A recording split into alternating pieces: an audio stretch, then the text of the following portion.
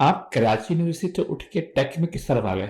मैं उन 2000 में से टॉप 19th नंबर पे आ गया था टेस्ट वगैरह की बेसिस पे। बस फीस में जमा कराने जा रहा था तो मेरे दोस्त की कॉल आई कि यार वो रिजल्ट आ गए हैं केयू के, और तुम्हारा जो है वो सीएस में हो गया। टू बी ऑनेस्ट उस जमाने में तो हम कहते थे कि यार केयू कौन जाता है। आपके साथ जो हुआ कि आपको जो आईटी में आना एज अ एक्सीडेंट था, या आपने नहीं, आपका था दिमाग में नहीं यार मुझे कुछ टेक टेक में तो कुछ करना है? फिर पता चलता है अच्छा सीएस भी एक फील्ड है जो कि मानी जा रही है इस वक्त। तो भाई स्टूडेंट ही का आने का क्यों भाई यार, आपके पास अपॉर्चुनिटीज इंग्लिश स्पीकिंग कंट्रीज में बहुत सारी हैं। सिर्फ दीवार को हाथ लगा के आ जाते हैं यूरोप की, तो कुछ पता आ, चलेगा। तो किसी भी जगह चले जाएं, किसी सब्जी वाले के पास भी चले जाएंगे तो वो इंग्लिश बोल रहा होगा। काम करने का तरीका है वो बहुत डिफरेंट था। पी के लेटा हुआ या कोई पीता हुआ नजर नहीं आएगा, कोई स्मोकिंग करते हुए लोग नजर नहीं आते, आपको पीते हुए लोग नजर नहीं आते। मेरी आदत है कि मैं इंटरव्यूज वगैरह स्टिल देता रहता हूँ। एंगुलर बिल्कुल शुरू से मेरे करियर का पार्ट थी।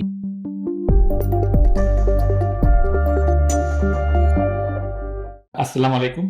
मेरा नाम इमरान सिद्दीकी है, एक मिस्टर सपदा। आज का जो पॉडकास्ट है वो मुझे लगता है इम्पोर्टेंट इसलिए है कि मैंने जितने पॉडकास्ट अभी तक किए हैं वो किसी भी अ, ऐसी शख्सियत से नहीं किया जो कि ना सिर्फ आईटी में हो, बल्कि उसको जो है बड़ी कंपनीज जैसे कि गूगल वगैरह भी काफ़ी अप्रिशिएट करती हैं। तो हमारे साथ आज मौजूद है मिस्टर एहसन। एहसन जो है करंटली काम कर रहे हैं इस वक्त इस्पानिया में, स्वीडन में, स्टॉकहोम में, एज एन आर्किटेक्ट। पर उनकी जो ख़ास बात है वो ख़ास बात है कि वो हैं इस वक्त गूगल के एक्सपर्ट डेवलपर। सॉरी, मतलब है गूगल डेवलपर एक्सपर्ट कह सकते हैं उसको। उनका एक्चुअल वो है। तो एक और चीज़ जो इनका हिडन जैम है मेरी नज़र में वो ये है कि वो 3 बुक्स के ऑथर भी हैं। और यही सबसे उनकी इंटरेस्टिंग बात है कि इतनी यंग एज में उन्होंने इतना सब कुछ अचीव किया है। तो इससे पहले कि मैं और ज़्यादा कुछ बोलूँ, हम स्टार्ट करते हैं, अहसन की तरफ जाते हैं और पूछते हैं कि भाई कि वो यहाँ तक कैसे पहुँचे। तो अस्सलाम वालेकुम अहसन भाई, क्या हाल चाल है, खैरियत से हैं? वालेकुम अस्सलाम वरहमतुल्लाह, बिल्कुल ठीक ठाक। यार एहसन भाई, मैं बचपन पे तो नहीं जाऊंगा आपके कि आप बचपन में क्या करते थे। मैं आपसे आगे पूछूंगा भाई कि आप जल्दी से बता सकते हैं कि अभी जो है थोड़ा सा अपने बारे में, और अभी आप क्या कर रहे हैं? अभी मैं काम कर रहा हूँ एज अ सॉफ्टवेयर आर्किटेक्ट। यहाँ पे स्वीडन के अंदर एक कंपनी है जो कि यूरोप की one of the biggest companies है ट्रक मैन्युफैक्चरिंग की, स्कानिया के नाम से। तो it's a very big company, और वो पार्ट है एक अम्ब्रेला कंपनी की जिसको थ्राथॉन कहते हैं। उसमें अम, उसमें मल्टीपल कंपनीज हैं, 3 डिफरेंट कंपनीज हैं। तो स्कानिया जो है वो ट्रक्स बनाती है, व्हीकल्स बनाती है, इंडस्ट्री इंजन्स बनाती है। और इस कहानी की एक बहुत इंटरेस्टिंग चीज़ ये है क्विकली कि आपको कोई बहुत स्पेसिफिक कस्टमाइज्ड ट्रक चाहिए। लेट्स से आपके दादा के पास एक ट्रक था 70s के अंदर, और उसमें जो कॉन्फ़िगरेशन उस ट्रक की थी, जितने टायर्स थे, जो टायर्स की कॉन्फ़िगरेशन थी, जो डैशबोर्ड था, आपके स्टीयरिंग व्हील के साथ जो बटन्स थे, आपको एग्ज़ैक्टली वही ट्रक आज दोबारा बन के मिल सकता है और ऑन इंटरेस्टिंग। ऑर्डर। तो इट्स वेरी कस्टमाइजेबल जो आप ट्रक बना सकते हो, और इसीलिए स्कानिया के ट्रक्स थोड़े से प्रीमियम ट्रक्स होते हैं, क्योंकि आप कस्टमाइज़ कर रहे हो उसको, वो आपको कहीं और नहीं मिल रहे। तो एवरी ट्रक इज़ यूनिक। और उस ट्रक के लिए जितने पार्ट्स हैं, और वो पार्ट्स स्क्रूज़ हो सकते हैं, ऐसी चीज़ हो सकती है जो डिसकंटिन्यू हो गई हो, लेट्स से 3-4 साल पहले। तो उस सारी चीज़ों का जो डेटा है, वो डेटा जो टीम सँभालती है, मैं उस टीम के अंदर as a front end architect काम कर रहा हूँ। तो मेरा अभी जो रोल है वो ये है कि जितनी स्कानिया की पुरानी एप्लीकेशंस हैं एंगुलर बेस्ड, मैं उनको एक न्यू मोनो रिपॉजिटरी पे और न्यू इंफ्रास्ट्रक्चर पे लेके जा रहा हूँ। सही, गुड गुड गुड गुड। तो आप मतलब, अगर अगर मैं इसका सोचूं कि आपका जो ताल्लुक है वो कराची यूनिवर्सिटी से है, और हम जितने भी कराची वाले हैं, पता होता है कि जब भी कोई टेक की तरफ आता है, इंजीनियरिंग की तरफ आता है, क्योंकि यार मैं बहुत यंग एज में चला छोड़ दिया पाकिस्तान, तो मुझे इतना, मैं समझ लो कि बहुत ही इस बारे में खराब हूँ। लेकिन जो मेरा जो कॉन्सेप्ट है, जो एनईडी में जाएगा वो जाता है इंजीनियरिंग की तरफ। आप कराची यूनिवर्सिटी से उठ के टेक में किस तरफ आ गए? ये काफ़ी इंटरेस्टिंग क्वेश्चन है। इनिशियली जो हमारा माइंडसेट था वो भी यही था कि सिर्फ एनईडी है और दाऊद यूनिवर्सिटी होती थी कराची के अंदर, जो हम कहते थे एनईडी फर्स्ट पे है, दाऊद सेकंड पे है, फिर एक दो और यूनिवर्सिटी हैं, फिर कहीं जाके जो है वो कराची यूनिवर्सिटी का नाम आता है। तो तो मैं अगर क्विकली बताऊं तो टारगेट एनईडी ही था। परसेंटेज कोई इतनी खास आई नहीं थी, जहाँ तक मुझे याद है। I think it was 74। उस ज़माने में 74 भी बड़ी होती थी अच्छी नहीं लेकिन है। लेकिन वो इतनी नहीं होती थी कि आपको एनईडी की जो टॉप कैटेगरीज हैं वो मिल रही हों। तो उस वक्त एक जुनून था, और जो सुना था बाकी यानी कि सब बड़ों से, मामू वगैरह से, कि सिविल इंजीनियरिंग बहुत अच्छी होती है, इलेक्ट्रिकल हम्म। इंजीनियरिंग बहुत अच्छी होती है। कंप्यूटर साइंस का तो कोई ताल्लुक भी नहीं था। मैं बचपन से बहुत ज़्यादा वीडियो गेम्स वगैरह के अंदर इंटरेस्टेड था, तो किसी हद तक कंप्यूटर का आइडिया था या डिवाइसेस का आइडिया था, लेकिन मैं कोई इतना ज़्यादा सीएस से ऑब्सेस नहीं था। तो तो बेसिकली वहाँ के लिए अप्लाई किया एनईडी में, तो वहाँ पे कोई खास मिली नहीं। कोई भी फील्ड नहीं मिली। फिर सोचा अच्छा चलें दाऊद चलते हैं। दाऊद गए तो वहाँ बड़े इंटरेस्टिंग एक्सपीरियंसेस हुए वहाँ पे।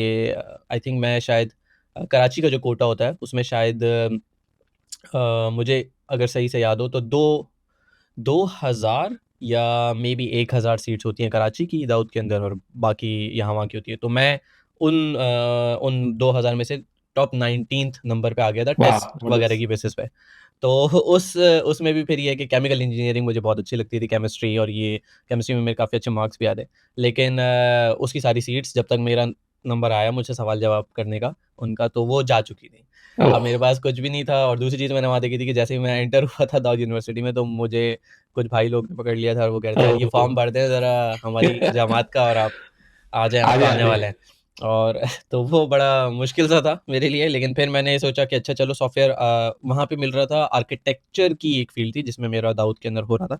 बट इंटरेस्टिंगली, और इवन मैंने अपने मतलब फ़ादर से बात भी कर ली कि चलो ठीक है, चले जाते हैं दाऊद के अंदर। और मैंने बस फ़ीस में जमा कराने जा रहा था तो मेरे दोस्त की कॉल आई कि यार वो रिज़ल्ट आ गए हैं केयू के, और तुम्हारा जो है वो सीएस में हो गया।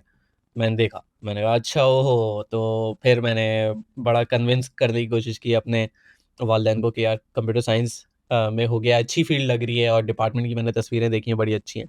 तो फिर यानी कि वो एक समझ जाएँ गायबाना तौर पे, तुक्के पे ही केयू के अंदर हुआ। मैंने केयू में बीबीए के लिए अप्लाई किया था क्योंकि उस वक़्त और मेरे ख़्याल से अभी भी शायद बीबीए, ये हाँ हाँ, बीबीए प्रोसेस था, हाँ। एग्ज़ैक्टली उस वक़्त थोड़ा-सा सैचुरेटेड भी नहीं था, और उस वक़्त पता भी कुछ नहीं था ना कि कहाँ जाना है। उस वक़्त बस ये था कि इतनी टफ़ सिचुएशन है कि सारे बच्चे जिनको हम जानते हैं, मेरे सारे दोस्त, वो कहीं न कहीं उनका हो रहा है, और हमें पता ही नहीं है कि हमारा क्या होगा। और इवेंचुअली जो है बस ये था कि कहीं पे भी चले जाएँ, लग जाएँ हम। तो बीबीए में भी ऐसे ही टेस्ट दिया था, केयू का भी टेस्ट जो है वो यानी कि बिल्कुल कोई तैयारी वग़ैरह करके नहीं। और केयू टू बी ऑनेस्ट उस ज़माने में तो हम कहते थे कि यार केयू कौन जाता है? ये क्या यूनिवर्सिटी है ये? और हाँ, बस इवन एग्ज़ैक्टली, हाँ, एग्ज़ैक्टली, हाँ।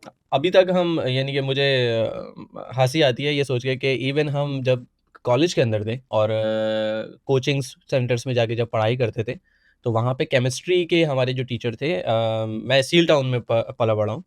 तो केमिस्ट्री के टीचर के साथ जो असिस्टेंट होते थे वो केयू के थे, कि वो केयू में पढ़ रहे हैं। और उनको हम कहते थे यार ये क्या है? कौन? कौन शख्स है यार ये? हम तो एनईडी में जाएँगे।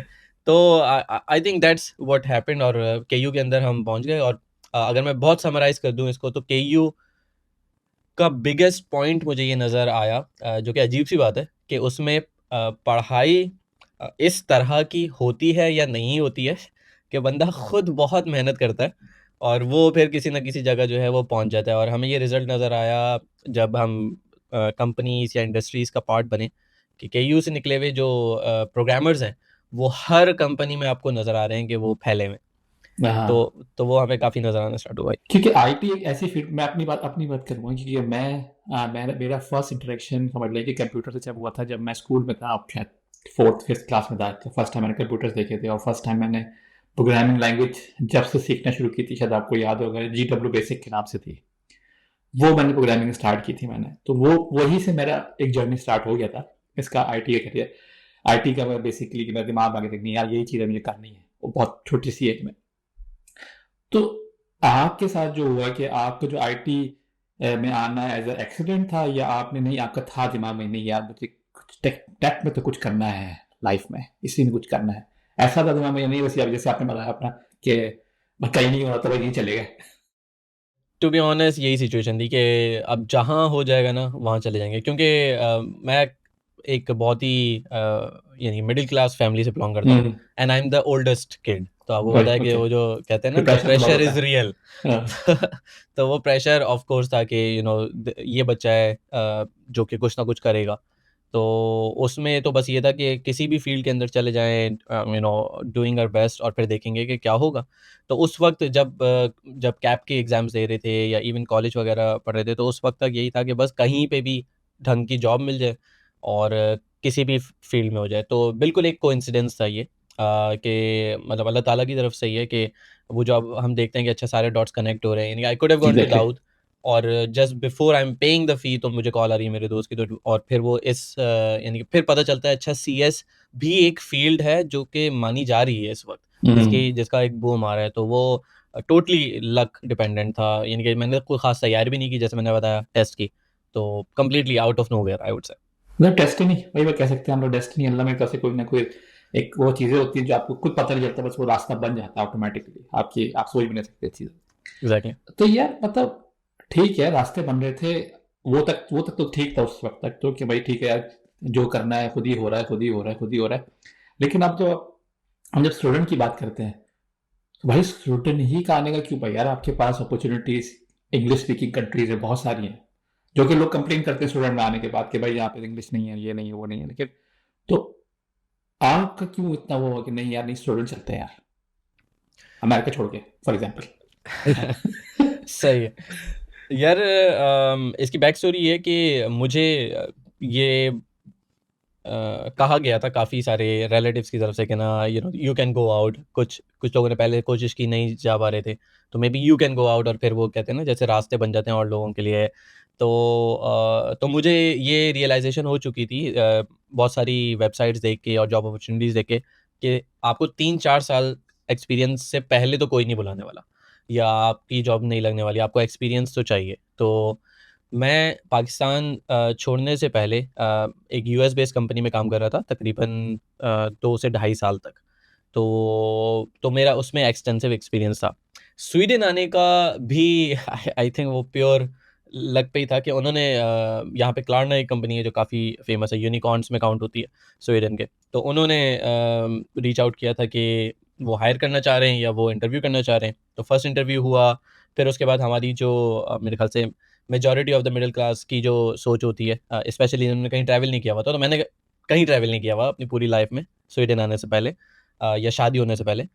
तो उस वक्त तो माइंडसेट ये था कि ओहो सही है, यूरोपियन कंट्री है, एक स्टैंप लग जाएगा कि आपने कहीं या ट्रैवल किया हुआ है। स्टैम्प लग जाएगा और पासपोर्ट, ये तो होता और है। और लिटरली वो एक सोचती कि अच्छा यार जाके नहीं होंगे हायर वहाँ पे, सिर्फ दीवार को हाथ लगा के आ जाते हैं यूरोप की, तो कुछ पता हाँ। चलेगा। तो प्योरली दैट माइंडसेट, और फिर हम आए, और फिर था ये कि क्लारना इटसेल्फ ऑन पेपर, या आप उसको अगर दूर से देखते हैं from a bird eye view, तो it seems like a bank. तो पहली मेरी कंजर्वेशन यही थी कि यार बैंक में काम तो नहीं नहीं करना। करना ऑफ कोर्स, लेकिन ये है कि अब वो बुला रहे हैं सेकंड इंटरव्यू के लिए, तो जाके देख लेते हैं। तो मैं अपनी वाइफ के साथ आया, हमने देख लिया, फिर बहुत सारे सवालात हुए, टीम को मैं पसंद आ गया। और ये भी पता चला कि स्वीडन के अंदर लैंग्वेज सीखना ज़रूरी तो है, लेकिन आप किसी भी जगह चले जाएँ, किसी सब्ज़ी वाले के पास भी चले जाएँगे, तो वो इंग्लिश बोल रहा होगा। तो एग्जैक्टली। यहाँ पे लैंग्वेज का उतना मेरे ख़्याल से बैरियर नहीं है, जितना कंपैरेटिवली जितना मैंने जर्मनी में देखा है, या मैंने इवन तुर्की के अंदर देखा है, हाँ, जो दैट्स बहुत ट्रू। एक इवन, यानी कि मुझे याद है मैं जब तुर्की गया था, तो बस के अंदर मैं बिल्कुल कन्फ्यूज़ चल रहा हूँ और सामने कंडक्टर कन्फ्यूज़ चल रहा है, और एक फ्रस्ट्रेशन बिल्ड हो रही है कि यार इसको मेरी बात समझ नहीं आ रही है। मैं कह रहा हूँ यार मुझे बता दो उतरना कहाँ है, मैं यहाँ जाना चाह रहा हूँ। तो वो प्रॉब्लम मुझे स्वीडन में नज़र नहीं आया। तो प्योरली जब मैंने थोड़ा इन्वेस्टिगेट किया, तो वो बैंक वाली चीज़ भी जो नल एंड वाइड हो गई, क्योंकि मेजॉरिटी ऑफ द रेवेन्यू क्लारना का जो आता है वो वेंडर्स से आता है, और उसमें इंटरेस्ट वगैरह या बैंकिंग की जो पर्टिकुलर चीज़ है वो इतना कंट्रीब्यूट नहीं करती, not even I would say 30%। तो अब आप, मतलब आपने काम किया था अमेरिकन, एक American style company, Pakistan style different होता है, और पाकिस्तान में अमेरिकन कंपनी के लिए काम कर रहे थे आप। क्योंकि स्टूडेंट का जो मेरा पर्सनल एक्सपीरियंस है इतने सालों के अंदर, वो काफ़ी लेट बैक एक्सपीरियंस है, कि स्टूडेंट बहुत ही आराम से काम करते हैं, सुकून से काम करते हैं, इतना प्रेशर नहीं लेते। तो आपका जो वो ट्रांजिशन था वहाँ से, मतलब पर्सनली, प्रोफेशनली, आप कह लें कि पूरा, क्योंकि आप पाकिस्तान से मूव हो रहे थे तो एक कल्चर भी डिफरेंट हो रहा था, तो हर चीज़ जो एक्सपीरियंस जो हर्डल्स होते हैं, 3 बड़े हर्डल्स, कल्चरली, प्रोफेशनली भी, पर्सनली भी, इन चीज़ों को आपने किस तरीके से हैंडल किया? यार मल्टीपल चैलेंजेस थे। एक तो मेरे ख्याल से जो काम करने का तरीका है वो बहुत डिफरेंट था। यानी कि पाकिस्तान में हमने देखा है कि जितनी जितना ज़्यादा आप मेहनत करेंगे, आप 100% क्या आप 200% जब कर रहे होंगे तो वाकई आपको कोई ढंग का इंक्रीमेंट मिलेगा या आपकी वैल्यू होगी।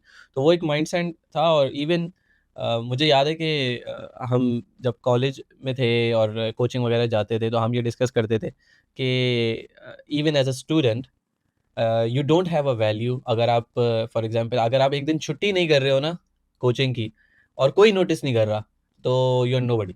हुँ, तो ये हमारा माइंडसेट था कि आपको सवाल पूछने, you need to be bold, opportunities miss नहीं करनी, आपको स्टैंड आउट करना है। तो वो माइंडसेट बहुत शुरू से था। और वो इवन मेरा जो मेरी कंपनीज के अंदर आया जहाँ मैंने काम किया है तो आई आई ट्राइड माई बेस्ट के 100% दे रहा हूँ, क्वेश्चंस पूछ रहा हूँ, डिटेल के अंदर जा रहे हैं। इवन कुछ कंपनीज के अंदर आई वाज फेमस के कि कंपनी जो है उसने मेरे लिए वो जो होता है ना स्लीपिंग बैग, वो हुँ, भी खरीद के कंपनी में रख दिया है कि ये लड़का तो यहीं सोता है। तो तो अक्सर जो है वो मैं यानी कि रात में 2-2 3-3 बजे तक काम कर रहा हूँ, फिर सुबह वहीं पे मेरा वॉशरूम के अंदर एक शॉपर में पैक टूथब्रश वगैरह भी है, टूथपेस्ट भी है। तो वो माइंडसेट पाकिस्तान के अंदर है कि आपको बहुत ज़्यादा मेहनत करनी है और फिर आप एक्सपेक्ट कर सकते हो कि हाँ, शायद you will get some reward out of it. और सेम सॉर्ट ऑफ कॉन्सेप्ट जो है वो यूएस बेस्ड कंपनी का भी था। You need to put in hours, you need to be available for off hours, off work hours as well। और और मेरा जो काम था क्योंकि वो यूएस बेस्ड था तो वो रात में शुरू होता था। तो जब स्वीडन आए तो वो बिल्कुल ही थोड़ा-सा डिफरेंट हो गया हुँ, कि यार यहाँ तो इंसान को इंसान समझा जा रहा है। ये तो अजीब-सी बात है। ये तो कह रहे हैं कि आप छुट्टियाँ लें और नहीं लेंगे तो दैट इज़ अ प्रॉब्लम। तो वो चीज़ थी। आप यानी कि 4:30 बजे जो है वो लोग उठना शुरू हो जा रहे हैं, सब चले जा रहे हैं। फ्राइडे को लोग जल्दी निकल जाते हैं। काम जो है उसकी अकाउंटेबिलिटी है बिल्कुल और पूछ-गछ भी हो रही है, लेकिन कोई सर पे आपके डंडा लेके नहीं बैठा हुआ। और आप सिर्फ कोड शिप नहीं कर रहे कि नहीं नहीं जल्दी चीज़ें निपटाओ, बल्कि you are looking at quality, आप पॉइंट। रिसर्च कर रहे हो उसके।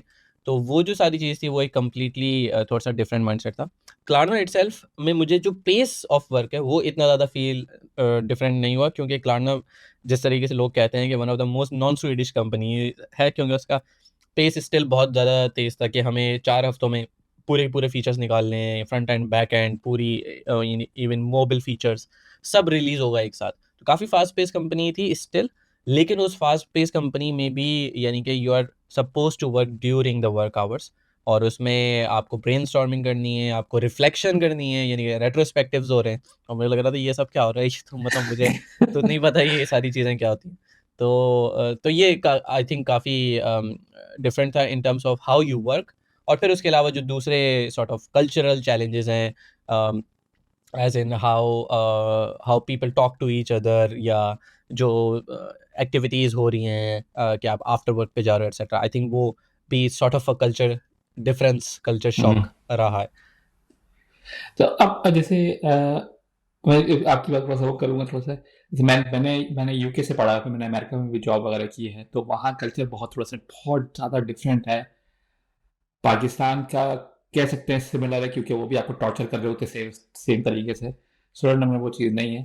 स्वीडन में मुझे एक चीज़ आपकी पूछनी थी कि जैसे एज़ अ मुस्लिम भी हमें जो एक हर्डल्स फेस करने पड़ते हैं, तो आपको ऐसा फ़ील हुआ यहाँ पे आके कि यार मुझे, मतलब जैसे अब ड्रिंकिंग वगैरह अगर कर सोचते हैं लोग, पाकिस्तान से लोग आते सोचते हैं भाई फॉरेन कंट्री है, ड्रिंकिंग होती होगी, ये होता होगा, ये चीज़ें होती होंगी, मतलब उस तरह की चीज़ों के आपको फेस करने को मिला, ऐसी चीज़ें कि वो जो कल्चर शॉक जिसे कह सकते हैं आप? एक एक चीज़ तो ऑफ कोर्स ये है कि the people, the way people wear different dresses वो डिफरेंट है। उसमें ये है कि पाकिस्तान के अंदर आप कह सकते हो, अगर आसान अल्फाज में कहूँ तो आपको अपनी एज अ मैन आपको अपनी आंखों की इतनी ज़्यादा हिफाजत में भी नहीं करनी पड़ती जितनी आपको यहाँ पे करनी पड़ती है। तो एक वो बहुत एक बड़ा कल्चरल डिफरेंस था। एक और प्रॉब्लम जो बहुत ही कॉमन प्रॉब्लम है वो ये है कि यहाँ पे हैंड शेकिंग का कल्चर है। स्वीड्स वैसे काफ़ी रिजर्व्ड होते हैं, तो आपको ऐसा नहीं नज़र आएगा कि यानी कि हैंड शेकिंग से आगे, for example people hug each other as well, जो दोस्त वगैरह होते हैं। हमारे यहाँ इस तरह का कोई कॉन्सेप्ट नहीं है, और यहाँ पे आई थिंक कि आपको कोई रैंडम कॉलीग ये करता हुआ नज़र नहीं आएगा, लेकिन हैंडशेक इज़ वेरी कॉमन।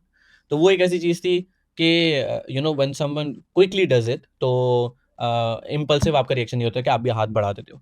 तो वो 1 या 2 दफ़ा मेरे ख़्याल से शुरू में हुआ, और फिर वही उसके बाद फिर मैं अब बैठ के सोच रहा हूँ कि यार ये ये तो मसला है, ये क्या हो गया? फिर मैंने अपनी वाइफ़ से डिस्कस किया कि यार ये यानी किस तरीके से हो गया है। फिर हमने सोचा अच्छा क्या करें, ग्लव्स पहन के जाने चाहिए या मना कर देना चाहिए? तो लेकिन वेरी क्विकली वो फिर इस चीज़ में चेंज हो गया था कि मैंने बहुत क्लियरली बताना शुरू कर दिया लोगों को कि आई एम अ मुस्लिम और मैं हैंडशेक नहीं कर सकता। इवन मैं जब सॉल्ट के अंदर था और मैं एज़ अ टीचर था वहाँ पे, तो आप इमेजिन कर सकते हो कि I have exactly. Many students there. Hmm. फिर उसके बाद जब स्पेशली अराउंड जब वो होती है सर्टिफिकेट गिविंग सेरेमनी होती है, तो सर्टिफिकेट आप दे रहे हो, यू शेक और देयर हाथ। हैंड्स एंड देन, तो वो उस वक़्त आई एम लाइक ओके, आप ये लें और आप जाएँ। और हाँ। मैं अपने पहले लेक्चर में ये बता देता था कि I I will not be able to shake hands with anyone at all. Um, तो ये एक आई थिंक बहुत बड़ा कल्चर शॉक था। फिर जैसे ड्रिंकिंग आपने बोला, एक चीज़ जो मुझे अच्छी लगी वो ये थी कि कम से कम यहाँ पे रिस्पेक्ट थी। यानी कि मुझे किसी भी पॉइंट पे ये फ़ील नहीं हुआ कि कोई मुझे टेढ़ी आँख से देख रहा है कि यार ये तो नमाज़ पढ़ रहा है या ये हमारे साथ जाना नहीं चाहता।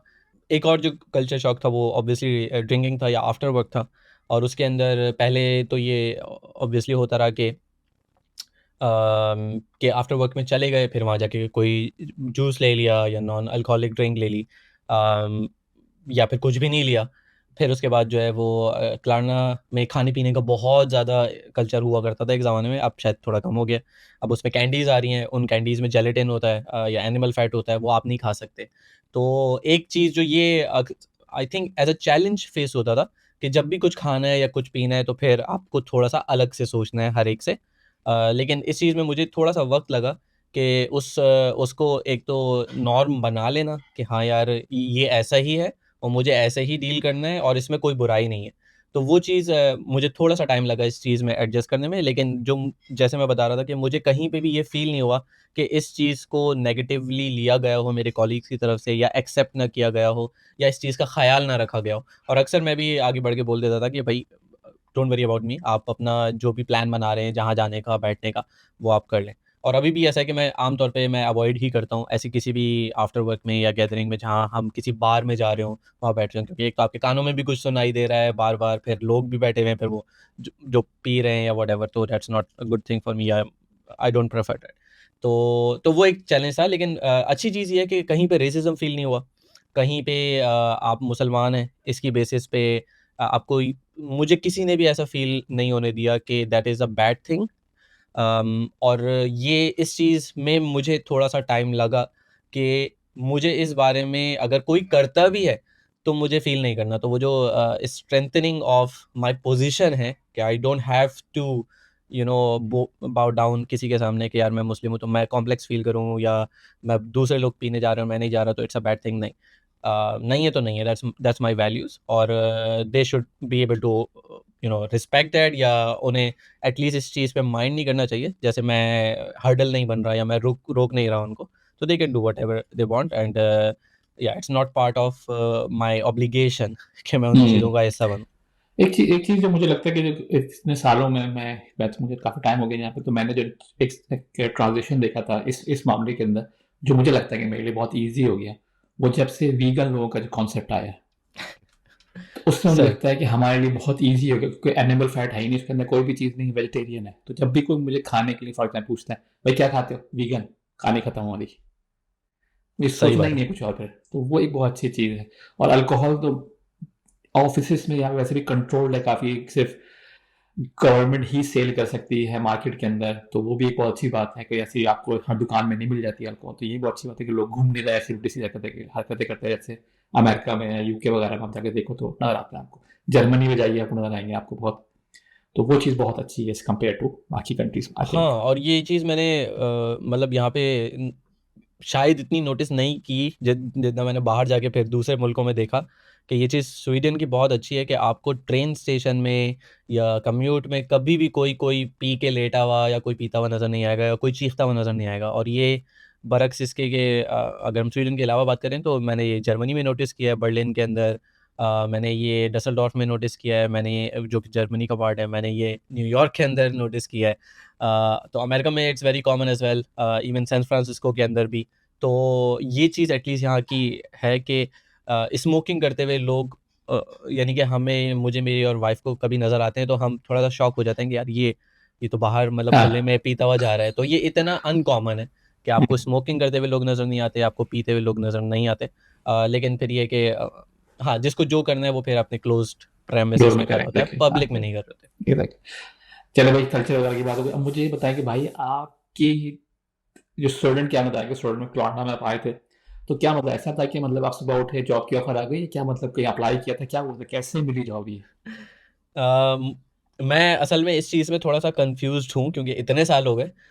मेरी 2 थ्योरीज़ हैं इसमें। एक तो ये है कि इन्होंने खुद रीच आउट किया, लेकिन मुझे ये याद है कि मैं मल्टीपल जगहों पे भी अप्लाई कर रहा था। इंडीड एक प्लेटफ़ॉर्म था, indeed.co.uk, इसी तरीके से रीड एक वेबसाइट है, REED, और लिंक्डइन भी ऑफ़ कोर्स है।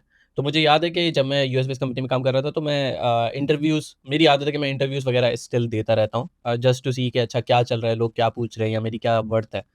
तो तो उसके लिए जो मैंने सबमिट की थी, मुझे लगता है कि शायद उनमें से किसी एक ने रीच आउट मुझे किया होगा, वरना इन्होंने खुद रीच आउट किया था। तो मेरी उस वक़्त जो एक्टिविटीज़ थी वो काफ़ी स्ट्रॉन्ग थी। लिंक्डइन पे भी मैं आर्टिकल्स वगैरह भी लिख रहा था, और मैं रिसेंटली मेरे ख़्याल से उसी वक़्त एक गूगल डेवलपर्स एक्सपर्ट भी बना था। तो उससे भी थोड़ी-सी हाइलाइट्स मुझे मिलना स्टार्ट हो गई थी। तो मेरा ख़्याल ये है कि पॉसिबल है कि जो मैंने अप्लाई की थी बहुत सारी जगहों पे, वहाँ से उन्होंने रीच आउट किया था फॉर इंटरव्यूज़। और पहला इंटरव्यू जो है वो रिमोट ही हुआ था, जो कि फिर अप्रूव हो गया था। मुझे याद है मेरे ख़्याल से ईद का दिन था और मैं अपनी नानी के घर पे था और उस दिन मेरा इंटरव्यू था, और जो है वो मैं बाहर सीढ़ियों पे बैठ के लैपटॉप से इंटरव्यू दे रहा हूँ और मेरे कज़न्स, छोटे बच्चे घूम रहे हैं यहाँ-वहाँ। और वो फिर खैर अप्रूव हो गया था वो, और फिर उन्होंने आगे का प्रोसेस लिया। जबरदस्त। अब हम निकलते हैं थोड़ा सा आपके, चलिए हमें जॉब मिल गई, हमें जॉब मिल गई, हम लोग तेज हो गए, यूनिवर्सिटी पढ़ ली, जॉब मिल गई, सब तैयार, सब रेडियो। अब मुझे ये बताएं कि आप किस तरीके से ये जो बेसिकली आप वीडियो भी बहुत बनाते हैं इस बारे में, इस चीज़ के ऊपर, जो आप जीडीई है, जीडीई है, तो आपके पास दो जो आपके जैसे पाथवेज है, एक एआई है और एक है एंगुलर। तो आपने कैसे मतलब ये आइडिया है कि यार मुझे एंगुलर की तरफ ही जाना है, आप पहले एंगुलर की तरफ आए थे आई थिंक? हुँ, हुँ, हुँ।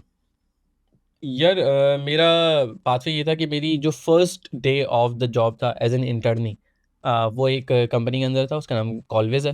अब उसका नाम मेरे ख्याल से शायद विजडम एआई है, तो पहले कॉलवेज के नाम से थी वो।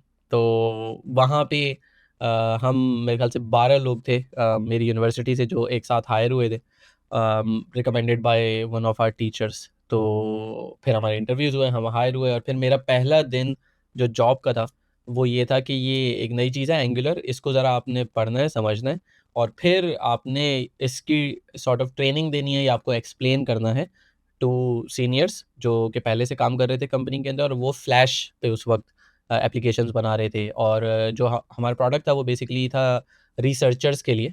तो आप पीडीएफ्स खोल के उसको एनोटेट कर सकते हैं, उस पे कमेंट्स ऐड कर सकते हैं, और ये पहले बहुत ज़्यादा कॉमन नहीं था। मेरे ख़्याल से उस कंपनी ने, कॉलवेज ने, पहला वेब बेस्ड पीडीएफ एनोटेटर टूल बनाया था। तो इसी तरीके से एक गूगल ड्राइव की तरह की हमारी ड्राइव थी, जिसको फ्लैश से फिर एचटीएमएल पे लेके जाना था। तो एंगुलर बिल्कुल शुरू से मेरे करियर का पार्ट थी या मेरे इंटरेस्ट का पार्ट थी। फिर मैंने उसमें अपनी एक्सपर्टीज़ जब थोड़ी-सी गेन की 2 ढाई साल में, तो फिर मैंने दूसरे लोगों को ट्रेन करना स्टार्ट कर दिया। इवेंचुअली मैं एक ऐसी कंपनी के अंदर आया रिकरशिप के नाम से, जिसमें जो मेरा बॉस था, जो मुझसे कुछ साल ही बड़े थे, मशहूद नाम है उनका। तो he was trying to apply for GDE, और उन्होंने बताया कि यार मैं जीडीई एंड एंगुलर के लिए कर रहा हूँ। तो फिर मैंने उनसे पूछा था ये क्या होता है और ये क्या प्रोसेस है इसका, तो मुझे पता चला अच्छा ये भी कोई चीज़ है। तो वो पाकिस्तान से सेकंड बंदे थे जो कि एक गूगल डेवलपर्स हाँ एक्सपर्ट हाँ। बने थे। तो फिर मैंने उनसे कहा था कि क्या मैं भी कर सकता हूँ? उन्होंने तो सीधा मना कर दिया कि आप अभी यू आर नॉट देयर, आप के पास वो नहीं है, कोई मतलब पोर्टफोलियो नहीं है, कोई इम्पैक्ट नहीं है, क्योंकि गूगल नंबर्स देखता है। वो देखता है कि आपका कितना इम्पैक्ट है, आप क्या कितनी वर्कशॉप्स आपने कंडक्ट की, कितनी कॉन्फ्रेंस में आप गए, कितने लोगों को फ़ायदा हुआ, कितने आर्टिकल रीड्स हैं, कितनी वीडियो व्यूज़ हैं। ये सारी चीज़ें करने के लिए फिर मैंने काफ़ी कंपनीज़ के अंदर जो है वो सेशंस भी दिए। जैसे फोलियो 3 के अंदर कोई इवेंट हो रहा है एंगुलर का, तो वहाँ पे मैं एज़ अ स्पीकर गया। तो मल्टीपल जगहों पे स्पीकर सेशन दिए, 1-2 लाइब्रेरीज़ मैंने बनाई, जिसको लोगों ने इस्तेमाल करना शुरू कर दिया। तो वो जब डेटा कलेक्ट हो गया, तो फिर मैंने अप्लाई किया तकरीबन 6-8 महीने बाद, मशहूद से डिस्कस करने के बाद, और फिर वो इवेंचुअली यानी कि कुछ इंटरव्यूज़ हुए और फिर फाइनल हो गया वो। तो ये जैसे एक, अगर मैं अपने व्यूवर्स के लिए भी थोड़ा सा एक थोड़ा सा वो है कि बहुत सारे लोगों को नहीं पता है कि ये जीडी है क्या, तो ये काइंड ऑफ सेम थिंग है जैसे कि एमवीपी होते हैं माइक्रोसॉफ्ट के, या आईबीएम चैंपियंस होते हैं, जो बेसिकली एक्सपर्ट होते हैं किसी पर्टिकुलर टेक के अंदर, चीज़ के अंदर, प्रोडक्ट के अंदर, राइट? ऐसी चीज़ है। Yes, exactly. तो गूगल के बहुत सारे प्रोग्राम्स हैं, जैसे वुमेन टेक मेकर्स एक प्रोग्राम है जो ख़वातीन को नॉलेज देने के लिए या इवेंट्स उनके लिए करवाते हैं। इसी तरह गूगल डेवलपर ग्रुप्स है, जो कि इवेंट्स कराते हैं गूगल रिलेटेड टेक्नोलॉजी के पूरी दुनिया में। ऐसे ही जीडीई जो है वो प्रोग्राम है जिसमें एक्सपर्ट्स को एक्नॉलेज किया जाता है। तो वो लोग जो पहले से ही एक्सपर्ट हैं, वो नॉमिनेट होते हैं, गूगल इनको रिकॉग्नाइज़ करता है कि गूगल की टेक्नोलॉजीज़ के अंदर या एरियाज़ के अंदर इस एरिया में आप एक्सपर्ट हैं। तो तो ये तो बैज मिल जाता है। आपकी जो ये जब गूगल एक्सपर्ट, डेवलपर एक्सपर्ट होते हैं, ये लोग बेसिकली फ्यूचर प्रोडक्ट्स को भी बेसिकली उस पर भी उनका थोड़ा सा इनपुट होता है, इस तरह से क्या होता है? Yes, yes. जैसे ओके। मैं जैसे मेरी जो है वो या जितने एक्सपर्ट्स एंगुलर के अंदर हैं, उनकी एक मीटिंग होती है एवरी मंथ। तो हर महीने के अंदर जो एंगुलर की टीम नई चीज़ों पे काम कर रही है या नए आइडियाज़ पे काम कर रही है, उस पे फिर हम वहीं पे भी फीडबैक दे सकते हैं। फिर हमें इंटरनल डॉक्यूमेंट्स भी मिलते हैं जो कि ऑब्वियसली अंडर एनडीए होते हैं, तो वो हम शेयर नहीं कर सकते दूसरों के साथ। तो उसमें क्विक फीडबैक, कम्युनिटी का जो इनपुट आ रहा है वो, क्योंकि हम कम्युनिटी के ज़्यादा करीब हैं, हम आर्टिकल्स लिख रहे हैं जिसमें कमेंट्स आ रहे हैं, यूट्यूब चैनल है जिस पे कमेंट्स आ रहे हैं, तो हम क्विकली फीडबैक ले सकते हैं एक्चुअल कंज्यूमर्स का जो एंगुलर के, तो हम उस फीडबैक को जल्दी से एंगुलर के पास लेके जा सकते हैं, उनकी टीम के पास लेके जा सकते हैं। तो हमें फीडबैक देने का भी मौका मिलता है, हमें कंट्रीब्यूट करने का मौका मिलता है ओपन डिस्कशंस में, और फिर ये जो नॉलेज है इसको शेयर करने का भी फिर मौका मिल रहा अब बेसिकली अब ये जो है, आई थिंक आप एक्सपर्ट अभी एआई में भी हैं, इसके अंदर आ गए हैं, राइट? तो है। यस। तो अब मुझे ये बताएं कि जो करंट इन्वायरमेंट चल रहा है, कलर सिचुएशन 2025 की बात करते हैं, कि बहुत सारे लोग बोलेंगे भाई एआई तो टेक ओवर कर लेगा, ये तो ये कर लेगा, ये तो ये कर लेगा, ये कर लेगा। तो जो हमारे जूनियर डेवलपर्स आ रहे हैं या यूनिवर्सिटी से लोग जो आ रहे हैं, तो वो किस चीज़ से फोकस करें? वो मतलब कहाँ जाएं, वैसे क्या सोचें इस तरह के एआई, क्योंकि आपकी एक्सपर्टीज एआई में भी है, तो आपको लगता है कि उनको सिर्फ और सिर्फ फोकस करना चाहिए एआई पे, या आपकी तरह आपने दो चीज़ें, एंगुलर भी रखा हुआ है, एआई भी रखा हुआ है? जूनियर्स के लिए इनके अगर हम थोड़ा सा स्टेप बैक कर लें, तो दो दो प्रॉब्लम्स हैं यहाँ पे। एक तो ये कि AI will take over all the jobs, और दूसरा है कि हम एआई किस हद तक इस्तेमाल करें। तो एआई जॉब्स लेगा उस लेवल पे करीब तो कहीं नज़र नहीं आ रहा, लेकिन कोई ऐसा शख्स जो एआई इस्तेमाल कर रहा है वो आपकी जॉब ज़रूर ले सकता है। तो जो आइडिया है वो ये है कि हम इन टूल्स को इस्तेमाल करना शुरू कर दें as a helper, helper in research, यानी कि और डिफरेंट कैटेगरीज हैं। सीनियर्स के लिए अलग यूजेज है एआई का, जूनियर्स के लिए अलग है। जूनियर्स के लिए लर्निंग से ज़्यादा एआई इस्तेमाल करना ख़तरनाक है, क्योंकि ये वही एग्जांपल है कि अगर मुझे होमवर्क मिल रहा है और मैं होमवर्क अपने भाई से करा रहा हूँ, तो मेरा भाई होमवर्क कर रहा है और ही इज़ लर्निंग एवरीथिंग, मैं नहीं सीख रहा कुछ भी। इसी तरीके से आपको एक एप्लीकेशन बनानी है, अब आप एआई पे 5 प्रॉम्प्ट लिखते हैं, उसने पूरी एप्लीकेशन बना ली। आपको कुछ भी नहीं पता होगा कि उसका फ्रंट एंड क्या है, उसकी जावास्क्रिप्ट की लॉजिक क्या है, किस तरीके से इवेंट बाइंड हो रहे हैं। तो आप खुद से ना उसको अपडेट कर सकते हैं, ना उसको एनहांस कर सकते हो। और आपसे खुद से अगर यानी विदाउट यूजिंग एआई अगर आपको कुछ बनाने के लिए दिया जाए, तो आपके पास वो एक्सपर्टीज़ नहीं बिल्डअप हो रही। अ, तो ये जूनियर्स के लिए बहुत ज़्यादा खतरनाक है इस लिहाज से। इस लिहाज से बहुत ज़्यादा फ़ायदा है कि आपको रिसर्च करने के लिए अब स्टैक ओवरफ्लो के 50 पेजेज़ नहीं देखने, डॉक्यूमेंटेशन इतना देखने की ज़रूरत नहीं है। आपके पास एक ही इंटरफ़ेस है, जो आपको समराइज़ भी करके दे रहा है, कोडिंग एग्ज़ाम्पल्स भी दे रहा है। तो लर्निंग असिस्टेंट से ज़्यादा इस्तेमाल करना जूनियर्स के लिए मैं रिकमेंड नहीं करूँगा। किताबें अभी भी ज़रूरी हैं, डॉक्यूमेंटेशन अभी भी ज़रूरी है, और खुद से कोड लिखना, बहुत ज़रूरी है। हँसना चीज़ों में, और फँस के निकलना जिसको एक्सपीरियंस ट्रबल कहते हैं वो शूटिंग ज़रूरी है। ट्रबल शूटिंग यस, बहुत ज़रूरी है। एग्ज़ैक्टली हाँ, एग्ज़ैक्टली। ये है बिल्कुल, बिल्कुल, बिल्कुल। मतलब यही कि जितने जूनियर प्रोग्रामर्स हैं, मैं भी हमारे पास भी आते हैं, इंटर्न्स आते हैं, तो हमको यही बात बोलते हैं कि भाई हाथ से जो काम होगा ना, और जब खुद सोचोगे पूरा प्रोग्रामिंग के अंदर कहाँ कॉमा मिस हो गया या कुछ मिस हो गया, अगर उसको देखोगे और जो गो थ्रू करोगे बार बार, जो उसमें जो दिमाग खुलता है ना, वो बस एआई के अंदर पंच इन करके आंसर लेने में नहीं मिलता, आपका दिमाग खुलेगा ही नहीं कभी भी। तो ये एक हमारे में लगता है, मुझे लगता है। अब आपने अ, आपको कभी ऐसा नहीं लगा कि यार पाकिस्तान बेस्ट है भाई, पाकिस्तान में रुकते हैं, अपनी अपनी कंपनी अपनी खोलते हैं, सुकून से बैठेंगे पाकिस्तान में, इतने तेज हो गए हम, जीडीपी बन गए तो सोचे नहीं इस तरफ? यार ख़याल मेरे ख़्याल से आसानियों के लिहाज से तो शायद इतना नहीं आया, लेकिन फ़ैमिली के पर्सपेक्टिव से ऑब्वियसली रोज़ ही आता है कि यार पाकिस्तान में होना चाहिए।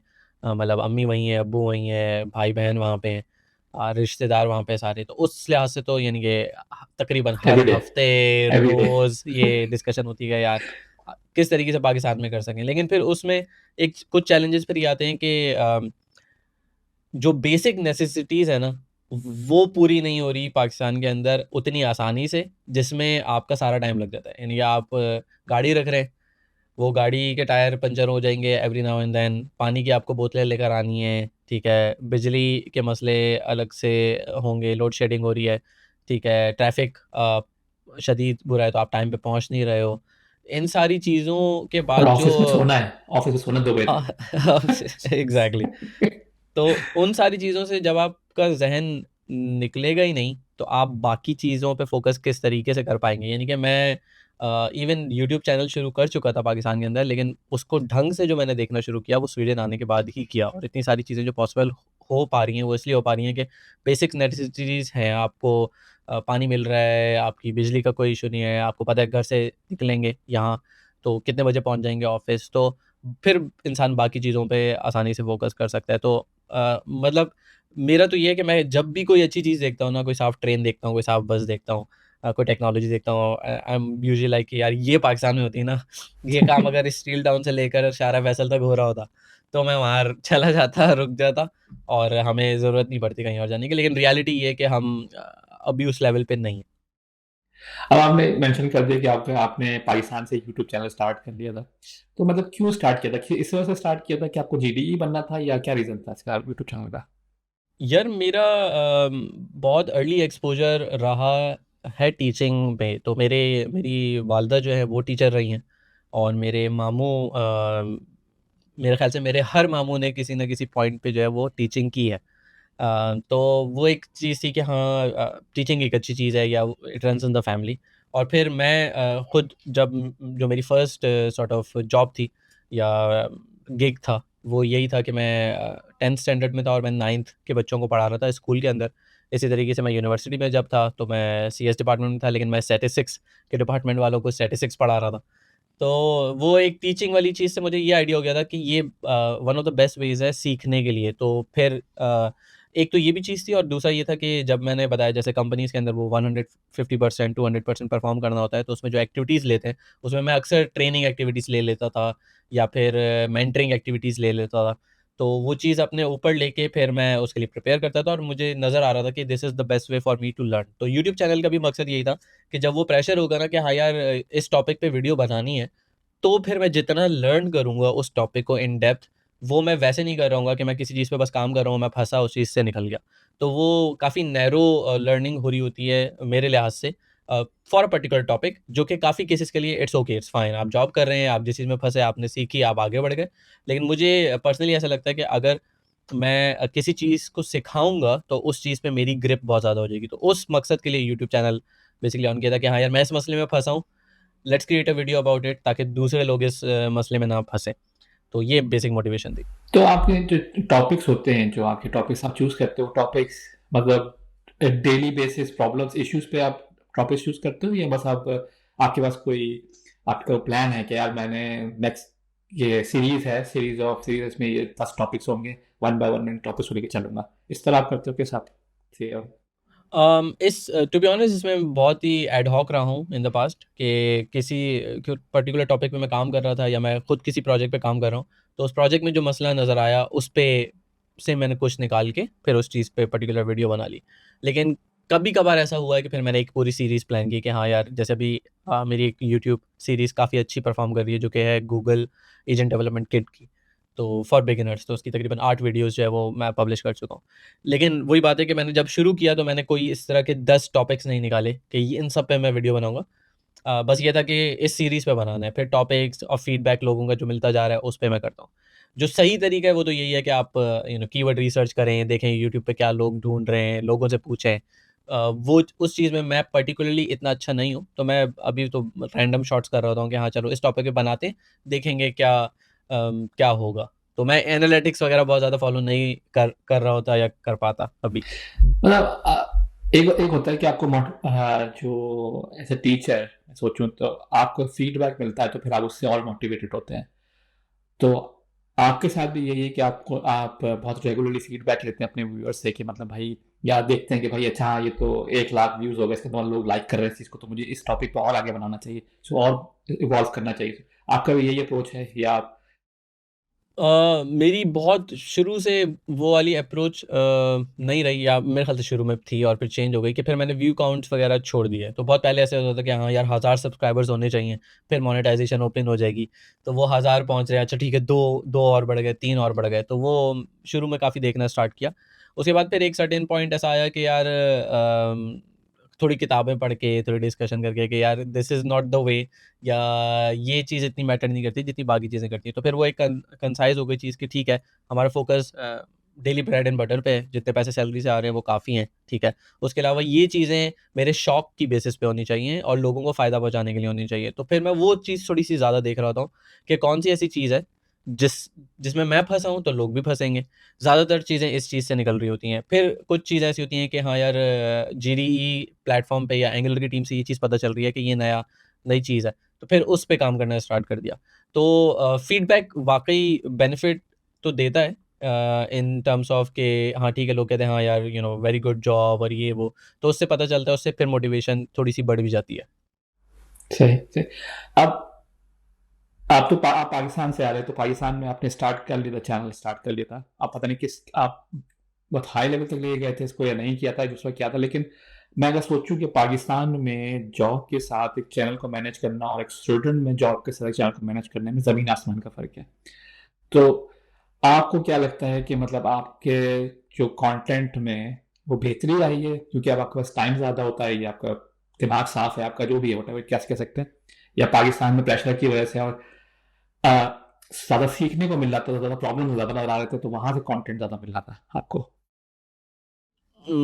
ये अच्छा सवाल है। मेरे ख़्याल से अगर हम क्वालिटी ऑफ वर्क की बात करें ना, तो वो यहाँ पे बहुत ज़्यादा बेहतर है। उसके मतलब छोटे-छोटे बहुत सारे रीज़न हैं। एक तो जैसे ये कि यहाँ पे इक्विपमेंट मिलना थोड़ा-सा आसान है। पाकिस्तान में अच्छा इक्विपमेंट मिलना जो है मुश्किल है। जैसे माइक्रोफ़ोन हो गया या आई डोंट नो, कैमरा हो गया। तो यहाँ पे शॉप्स हैं, जहाँ से आपको ईज़िली मिल जाता है और मेनस्ट्रीम चीज़ें मिल जाती हैं, जो यानी कि अगर कोई नई चीज़ मार्केट में आई होगी, यूट्यूब पे उसके रिव्यूज़ आ रहे हैं या अनबॉक्सिंग चीज़ें आ रही हैं, तो वो यहाँ पे आपको आसानी से मिल जाती हैं। एक तो ये चीज़ थी। दूसरी छोटी-छोटी चीज़ें जैसे विंडोज़ की साउंड प्रूफिंग, तो यहाँ पे अगर मैं कोई वीडियो बना रहा हूँ तो मुझे बाहर की आवाज़ नहीं आ रही। पाकिस्तान में जब मैं बना रहा होता था तो बाहर से जो है मुझे मुर्गे की आवाज़ आ रही होती थी, मुझे दूध वाले की मोटरसाइकिल की आवाज़ आ रही होती थी। तो ये चैलेंजेस भी ऑफ़ कोर्स वहाँ पे मौजूद थे। और उसके अलावा वही बात है कि जो नॉर्मल जॉब के बाद आपकी सिचुएशन होती है, ट्रैफ़िक वग़ैरह से होने के बाद घर आके, वो मेरे ख़्याल से अलाउ नहीं करती इस चीज़ को कि आप मज़ीद सोच पाएँ, क्योंकि आप इतने थके हुए होते हैं, फिर आपको अगले दिन दोबारा जाना होता है आम तौर पे। तो उतना ना आपके पास टाइम होता है, ना एनर्जी होती है। एक और बहुत बड़ा फैक्टर मुझे जो लगता है स्वीडन वर्सेस कराची का, वो टेम्परेचर भी है कि आपके पास यहाँ पे इतनी गर्मी नहीं है। हम्म। गर्मी से भी जो है ना वो दिमाग खौल जाता बहुत है। ज़्यादा। वैसे तो ट्रैफ़िक से ही खौल जाता है कि आप खिड़की से निकल के दूसरों को अच्छे अल्फ़ाज़ बोल रहे होते हैं। लेकिन मेरे ख़्याल से क्योंकि इतनी गर्मी नहीं होती, और क्योंकि मेरा बच्चा भी है यहाँ पे, तो अगर मैं इसको कराची में इमेजिन करूँ तो लाइट गई हुई है, फिर गर्मी भी है, तो उसमें जो बच्चों का बिहेवियर होता है वो मेरे ख्याल से थोड़ा सा ज़्यादा रैश हो सकता है, डिपेंडिंग ऑन द पेरेंट्स और दूसरी चीज़ों पे ऑफ कोर्स। लेकिन मुझे ऐसा लगता है कि वो थोड़ा सा ज़्यादा प्रॉब्लमेटिक हो सकता है कंपेयर टू यहाँ पे जहाँ पे थोड़ा सा काम बेहतर है। हम्म। हाँ, मतलब ये तो है कि मतलब इन्वायरमेंट से काफ़ी फर्क तो पड़ता है, स्पेशली अगर सराउंडिंग भी आपकी अगर लाइट वाइट नहीं है और ये नहीं है, फॉर एग्जाम्पल रिकॉर्डिंग कर लाइट चली गई फिर क्या करेंगे आप, तो स्ट्रेस तो वो होता है कि दिमाग चले कैसे चलेगा आपका। ये तो बेनिफिट आपका है। अब जैसे जो नए आने वाले लोग हैं, जो नए लोग सोच रहे हैं कि मतलब हमारे पास बहुत टैलेंट है पाकिस्तान में, राइट, और बहुत सारी चीज़ें वो लोग सिखा सकते हैं दूसरे लोगों को भी, और वो चाह रहे हैं कि हम इसमें एक एजुकेशनल चैनल के अंदर आना शुरू करें, जो हम एक यूट्यूब चैनल बनाए जिसमें एजुकेशन हो, और अभी मेरे पास कुछ है भी नहीं, मतलब स्टार्ट करना है, तो आप उनको क्या रिकमेंड करोगे भाई, वो किस चीज़ से पहले फोकस करें चैनल स्टार्ट करते हुए? मेरे ख्याल से फोकस इस चीज़ पे होना चाहिए कि लोग क्या सुनना चाहते हैं या लोगों की क्वेरीज क्या हैं। ये एक ऐसी चीज़ है जो अब बहुत रिसेंटली मैंने इनकॉर्पोरेट करना स्टार्ट किया है कि मैं एनालिटिक्स देख रहा हूँ, मैं कीवर्ड रिसर्च देख रहा हूँ, मैं एआई का बहुत ज़्यादा यूज़ कर रहा हूँ टॉपिक को रिफाइन करने में, या इवन सर्च करने में टुवर्ड्स इंटरनेट के लोगों ने रिसेंटली क्या क्वेश्चन पूछे हैं रेडिट पे या कोरा पे। तो एक तो ये कि आपको पता होना चाहिए कि मेरी ऑडियंस कौन है, ये बहुत ज़रूरी सवाल है। एक टारगेट ऑडियंस, हाँ। एग्जैक्टली एक बुक है विन विदाउट पिचिंग मैनिफेस्टो। तो उसमें यही जो ऑथर है वही चीज़ डिस्कस करता है कि इवन काफ़ी सारी कंपनीज भी इस चीज़ में फेल हो जाती हैं to answer the first question which is the big question which is who is a target audience. और वो बहुत जनरल नहीं हो सकता, वो ये नहीं हो सकता कि मैं जूते बना रहा हूँ तो मैं सबके लिए जूते बना रहा हूँ तो वो कौन सी ऑडियंस है, वो बच्चों के जूते हैं, किस एज के बच्चे हैं, ये सारी चीज़ें बहुत ज़्यादा ज़रूरी हैं, कौन सा जेंडर है एट्सेट्रा एट्सेट्रा। तो आई थिंक ऑडियंस का एनालिसिस बहुत ज़रूरी है कि ये मेरा टॉपिक है और उसी टॉपिक को लेके चलना बहुत ज़्यादा ज़रूरी है। अगर आप एक वैरायटी ऑफ टॉपिक्स करना स्टार्ट कर दोगे ना, तो एक तो ये कि आपकी ऑडियंस बिल्ड नहीं होगी क्योंकि हर तरह का बंदा आ रहा है। और हर तरह का बंदा जब आ रहा है, जैसे एक शख्स आ रहा है जिसको कम्प्लीटली एआई में इंटरेस्ट है और एंगुलर में नहीं है फॉर एग्जांपल, तो वो मेरी कोई एआई वीडियो देख के आ तो जाएगा, लेकिन अगर मैंने थोड़ी सी एंगुलर वीडियोस क्रिएट कर दी तो वो बोलेगा अनसब्सक्राइब यार, मैं ये चैनल क्यों फॉलो करूँ, मेरे इंटरेस्ट का नहीं है। तो आप बिल्कुल एक, और मेरे चैनल में भी मैंने ये चीज़ नोटिस की है कि जब मैं स्टिक करता हूँ एंगुलर पे, कोई भी एंगुलर टॉपिक जो मैं कर रहा हूँ ना उसको बहुत ज़्यादा व्यूज़ मिलते हैं। उसके अलावा कुछ भी मैं एआई से रिलेटेड कर रहा हूँ या डिफरेंट कर रहा हूँ तो वो व्यूज़ कम हो जाते हैं। अब मैं ओवर द ईयर्स अपने यूट्यूब को इस तरीके से या यूट्यूब एल्गोरिथम को ट्रेन कर सकता हूँ कि मैं मल्टीपल वीडियोज़ डालूँ, उस पे लोगों के अच्छे रिएक्शन आ रहे हैं, तो वो ट्रेन हो जाएगा कि हाँ यार ये चैनल एआई का भी है, तो लोगों को पुश करना हम स्टार्ट करते हैं। तो मेरी रिकमेंडेशन होगी कि आप बहुत नीश टॉपिक रखें, बहुत छोटे-छोटे टॉपिक्स रखें, बहुत बड़ी तबाही वीडियोज़ क्रिएट करने की ज़रूरत नहीं है। आप छोटी-छोटी ट्यूटोरियल्स बनाएँ मे बी 5 से 7 मिनट के, और उसके अंदर बहुत लिमिटेड चीज़ को कवर करें। मल्टीपल उसके आप वीडियोज़ बना सकते हो, सीरीज़ बना सकते हो। और एनालिटिक्स को शुरू में सॉरी एनालिटिक्स नहीं, जो काउंट है ऑफ व्यूअर सब्सक्राइबर्स उसको शुरू में बिल्कुल छोड़ दें। और फ़ोकस हमेशा इस चीज़ पे होना चाहिए कि मेरी अगली वीडियो मेरी पिछली वीडियो से बेहतर किस तरीके से हो सकती है। तो that's I think good enough for starting out. ये मैंने नोट किया, मैं ये मैंने चीज़ काफ़ी लोगों को जो लोगों को मैंने चैनल के साथ नोट किया है कि वो लोग फ्रॉम द फर्स्ट डे चाहते हैं कि वो जो है मतलब टाइटैनिक बना दें। मतलब उनको चाहते हैं कि मतलब फ्रॉम द फर्स्ट डे उनकी वीडियोस ऐसी लगेगी बहुत ही प्रोफेशनल हो गई हैं और काफ़ी प्रोफेशनल है, और वो इतना ज़्यादा उसमें बिजी हो जाते हैं कि वो लोग सोचते नहीं हैं कि एक्चुअल में कंटेंट क्या था, एक्चुअल में मेरा मकसद क्या था। तो बेसिकली आपको स्ट्रीमलाइन करना है कि आपको फोकस करना है अपने कंटेंट के ऊपर, अपने फोकस करना है अपने टारगेट ऑडियंस के ऊपर इंस्टेड ऑफ सब्सक्राइबर्स के ऊपर और व्यूअर्स के ऊपर और क्वालिटी ऑफ वीडियो के ऊपर in the beginning. I don't think so, जरूरी नहीं है इतना। तो यस। हम पहुंच गए भाई चैनल के ऊपर। चैनल तो हर कोई बना लेता है, और आज दूसरा बंदे का चैनल है यूट्यूब का, तो आजकल तो ऐसे फैशन चला है। लेकिन एक चीज जो है वो बहुत कम बहुत ही कम लोग कर पाते हैं, वो लोग होते हैं जो कि अपनी बुक्स लिखते हैं। ये कैसे हुआ भाई, ये बताएं कि यार ये एक कराची का लौंडा उठ के आके किस तरीके से एक बुक्स की तरफ राइटिंग में आगे, क्या हुआ ये? इसके मेरे ख्याल से मल्टीपल रीजंस हैं। एक तो ये था कि शुरुआत यहाँ से हुई थी कि पैक्ट एक पब्लिशर है, इंडिया बेस्ड है, लेकिन one of the biggest publishers दुनिया के अंदर कोर्सेज़ का और किताबों का। तो पहले हम वीडियो कोर्स बना रहे थे। शादी मेरी नई-नई हुई थी। फर्नीचर बिल्कुल भी नहीं था कमरे में। तो जो रिकॉर्डिंग कर रहे हैं वो एको जा रही है माइक्रोफ़ोन के अंदर। ये अक्सर मैं अपनी टॉक्स में भी बताता हूँ। और ख़ातून जो है वो मेरे पीछे सो रही हैं। अब अगर वो बिस्तर पे मूव भी हो रही है ना, तो वो मेरे कै माइक में जा रही है और मैं वहाँ पे यूँ कर रहा हूँ कि अब दोबारा रिकॉर्ड करना पड़ेगा मुझे। तो फिर मुर्गों की आवाज़ आ रही है, ये सारी चीज़ें करके वीडियो पहले रिकॉर्ड की, फ़ेल हो गई। यानी मेरा जो पहला कोर्स है, वो it was a complete failure, क्योंकि बहुत जल्दी ही एक नई टेक्नोलॉजी आ गई थी जिसने उस पूरी टेक्नोलॉजी को रिप्लेस कर दिया जिस पे मैंने कोर्स बनाया था। फिर मैंने एक कॉन्फ्रेंस के अंदर मैं गया था, बल्कि कॉन्फ्रेंस भी नहीं, बल्कि हाँ, मैं कॉन्फ्रेंस में गया था, उसमें मैंने ये चीज़ नोटिस की थी कि एक शख्स है हमारे, वजाहत करीम, कराची बेस्ड है। ही इज़ ऑल्सो अ जीडीई, वो एंड्रॉयड के अंदर है। और वो जब स्टेज पे आए, उन्होंने अपना इंट्रोडक्शन दिया and he was like I am an author of 2 world wide published books. और मैं सोच रहा था यार किताबें भी लिखी जाती हैं।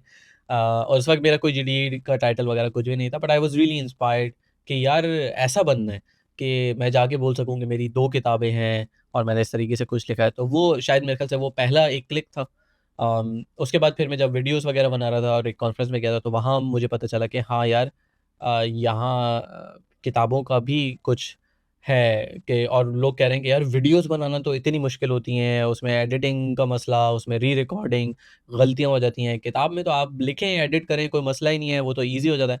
तो फिर मुझे लगा अच्छा ये इतना जितना कह रहे हैं ये वाक़ई इतना होता है? तो फिर पैक्ट ने रीच आउट किया था, फिर लिखा, तकरीबन 1 साल लगा था किताब लिखने में, एडिट करने में, हर चीज़ प्रूफ रीड करने में। लेकिन फिर वो इवेंचुअली हो गया। तो आपने बेसिकली सोचा कि यार वो 2 लिख के लेके आया तो मैं 3 लिखूँगा अब मैं। आपने 3 लिख डाली आपने, ये भी सही है। शुरू शुरू तो 2 से किया था, लेकिन फिर समझ आ गया कि अच्छा तीसरी भी लिखी जा सकती है, तो हैट्रिक कर लेते हैं। चलो ये भी सही है। तो अब आप वीडियोज़ बनाते हो, तो आप वीडियोज़ बनाते हो, आपने बुक भी लिख ली है, तो आपको क्या लगता है कि आपकी जो बुक लिखने से आपकी जो एंगुलर या के बारे में जो आपकी नॉलेज है वो और मतलब इवॉल्व हुई है, डीप हुई है, क्या मतलब आपको लगता है, या तो आपको लगता है कि नहीं यार वीडियो ज़्यादा ईज़ी, वीडियो ज़्यादा मेरा अप्रोच ज़्यादा अच्छी थी, या बुक से निखार आया, इसे कह सकते हैं हम? मेरे ख़्याल से बुक से एक डिफरेंट लेकिन एक proper learning I would say. अगर मैं इमेजिन करूँ ना कि जितना मैंने वीडियो से सीखा है वर्सेस जितना मैंने किताब लिख के सीखा है, तो उसमें शायद किताब की लर्निंग ज़्यादा सॉलिड है या स्ट्रॉन्ग है। और उसका और उसकी रियलिटी ये है कि किताब को आउटलाइन करते वक़्त, किताब की आउटलाइन में जो चीज़ें लिखी हुई हैं, वो मुझे 100% नहीं पता थी कि यार ये एक्चुअली काम कैसे होता है। वो सिर्फ़ आउटलाइन थी, और आउटलाइन बेस्ड ऑफ के और लोगों ने क्या किताबें लिखी हैं, और लोगों ने क्या ट्यूटोरियल्स बनाए हैं, तो आउटलाइन तो इसी तरीके से बनती है। फिर उसको रिसर्च करके उसकी एक्चुअल कोड इम्प्लीमेंट करना हर स्पेसिफिक टॉपिक का, जैसे जो मेरी पिछली किताबें रही हैं एंगुलर कुकबुक के नाम से, मैं क्विकली दिखाता हूँ। तो ये मेरी पहली किताब थी। ये कोई 600 पेजेज़ की किताब है। ओह! ये हमने सोचा था कि 615-20 की है ये।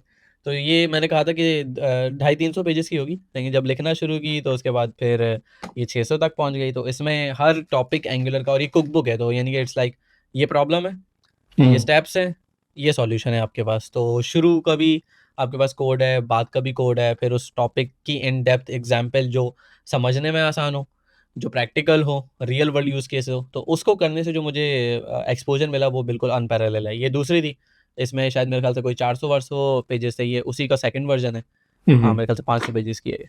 तो आई थिंक किताब लिखने से जो एक्सपोज़र मिला मुझे डिफरेंट टॉपिक्स का, और वो जो ग्रिप एंगुलर की स्ट्रॉन्ग हुई, वो शायद बाकी चीज़ों पे नहीं। और इवन रियलिटी ये है कि अगर मैं इस किताब के टॉपिक्स उठा के वीडियोज़ बनाना शुरू कर दूँ, तो मेरे पास कम से कम 1 साल का कंटेंट है।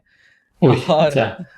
तो आराम से वो, यानी कि 1 साल का एज़ इन कि मैं हर हफ़्ते अगर एक रिलीज़ करूँ वीडियो, तो स्टिल मेरे पास तकरीबन 1 साल तक के कंटेंट है। तो उससे अच्छी खासी लर्निंग हुई compare to just going for videos, और एक बहुत स्ट्रक्चर्ड वे में कि मेरे पास ओवरव्यू भी है, पैक्ड है, लाइक इन अ बॉक्स, और यानी कि काफ़ी डेप्थ के अंदर भी। क्योंकि वीडियो मुझे लगता है कि वीडियो आज मैं उठा के मेरे चैनल पे डिलीट मार दूंगा, नया नया टॉपिक डाल के, अगर कोई गलती कर दी मैंने नहीं ऐड करके चेंज कर।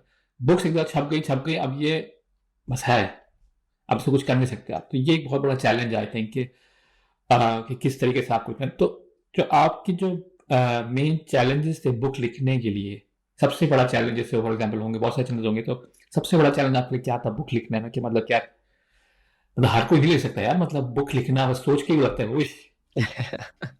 यार मेरे ख्याल से ऑन पेपर शायद बहुत मुश्किल लगता है, क्योंकि हम वो उस पूरी किताब को देख रहे हैं कि पूरी किताब एक साथ बन गई और लॉन्च हो एग्जैक्टली। गई। तो लेकिन ये है कि आप बिल्कुल बिट बाय बिट कर रहे होते हो, एक एक पेज लिखते हो, दूसरा पेज लिखते हो, तो वो फिर इतना प्रॉब्लमेटिक नहीं रहता। लेकिन सबसे बड़ा चैलेंज मेरे ख्याल से, टॉप अगर वन चैलेंज की मैं बात करूँ, तो वो था कि टेक्नोलॉजी जो अपडेट होती जा रही है। तो ये दोनों बुक्स के साथ मेरे साथ हुआ है शुरू की बुक्स में, कि मैंने किताब लिख ली है, एंगुलर ने नया वर्जन रिलीज कर दिया, काफ़ी सारी चीज़ें डेप्रिकेट हो गई। अब दोबारा से मुझे उस चीज़ को देखना है कि यार ओहो, ये टॉपिक निकालना पड़ेगा, ये नया टॉपिक डालना पड़ेगा।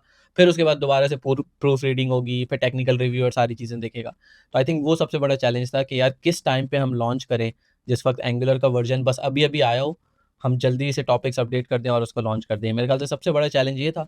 और दूसरा उसके बाद यही था कि रिपीटेड जो मिस्टेक्स निकल रही हैं या ग्रामेटिकल मिस्टेक्स निकल रही हैं, रिव्यूज़ आने, फिर उसको दोबारा से देखना, फिर हर चीज़ को चला के देखना। तो मेरे ख्याल से हर किताब के अंदर मैंने कम से कम भी 5-6 दफ़ा सारे प्रोजेक्ट्स चला के देखे हैं, खुद पूरी यानी कि किताब रीड की है, फिर उसमें मिस्टेक्स निकली, फिर वो अपडेट किया। तो वो थोड़ा-सा यानी कि बुक लिखना इस लिहाज से आसान नहीं है कि उसमें टाइम और एफ़र्ट बहुत ज़्यादा लगती है।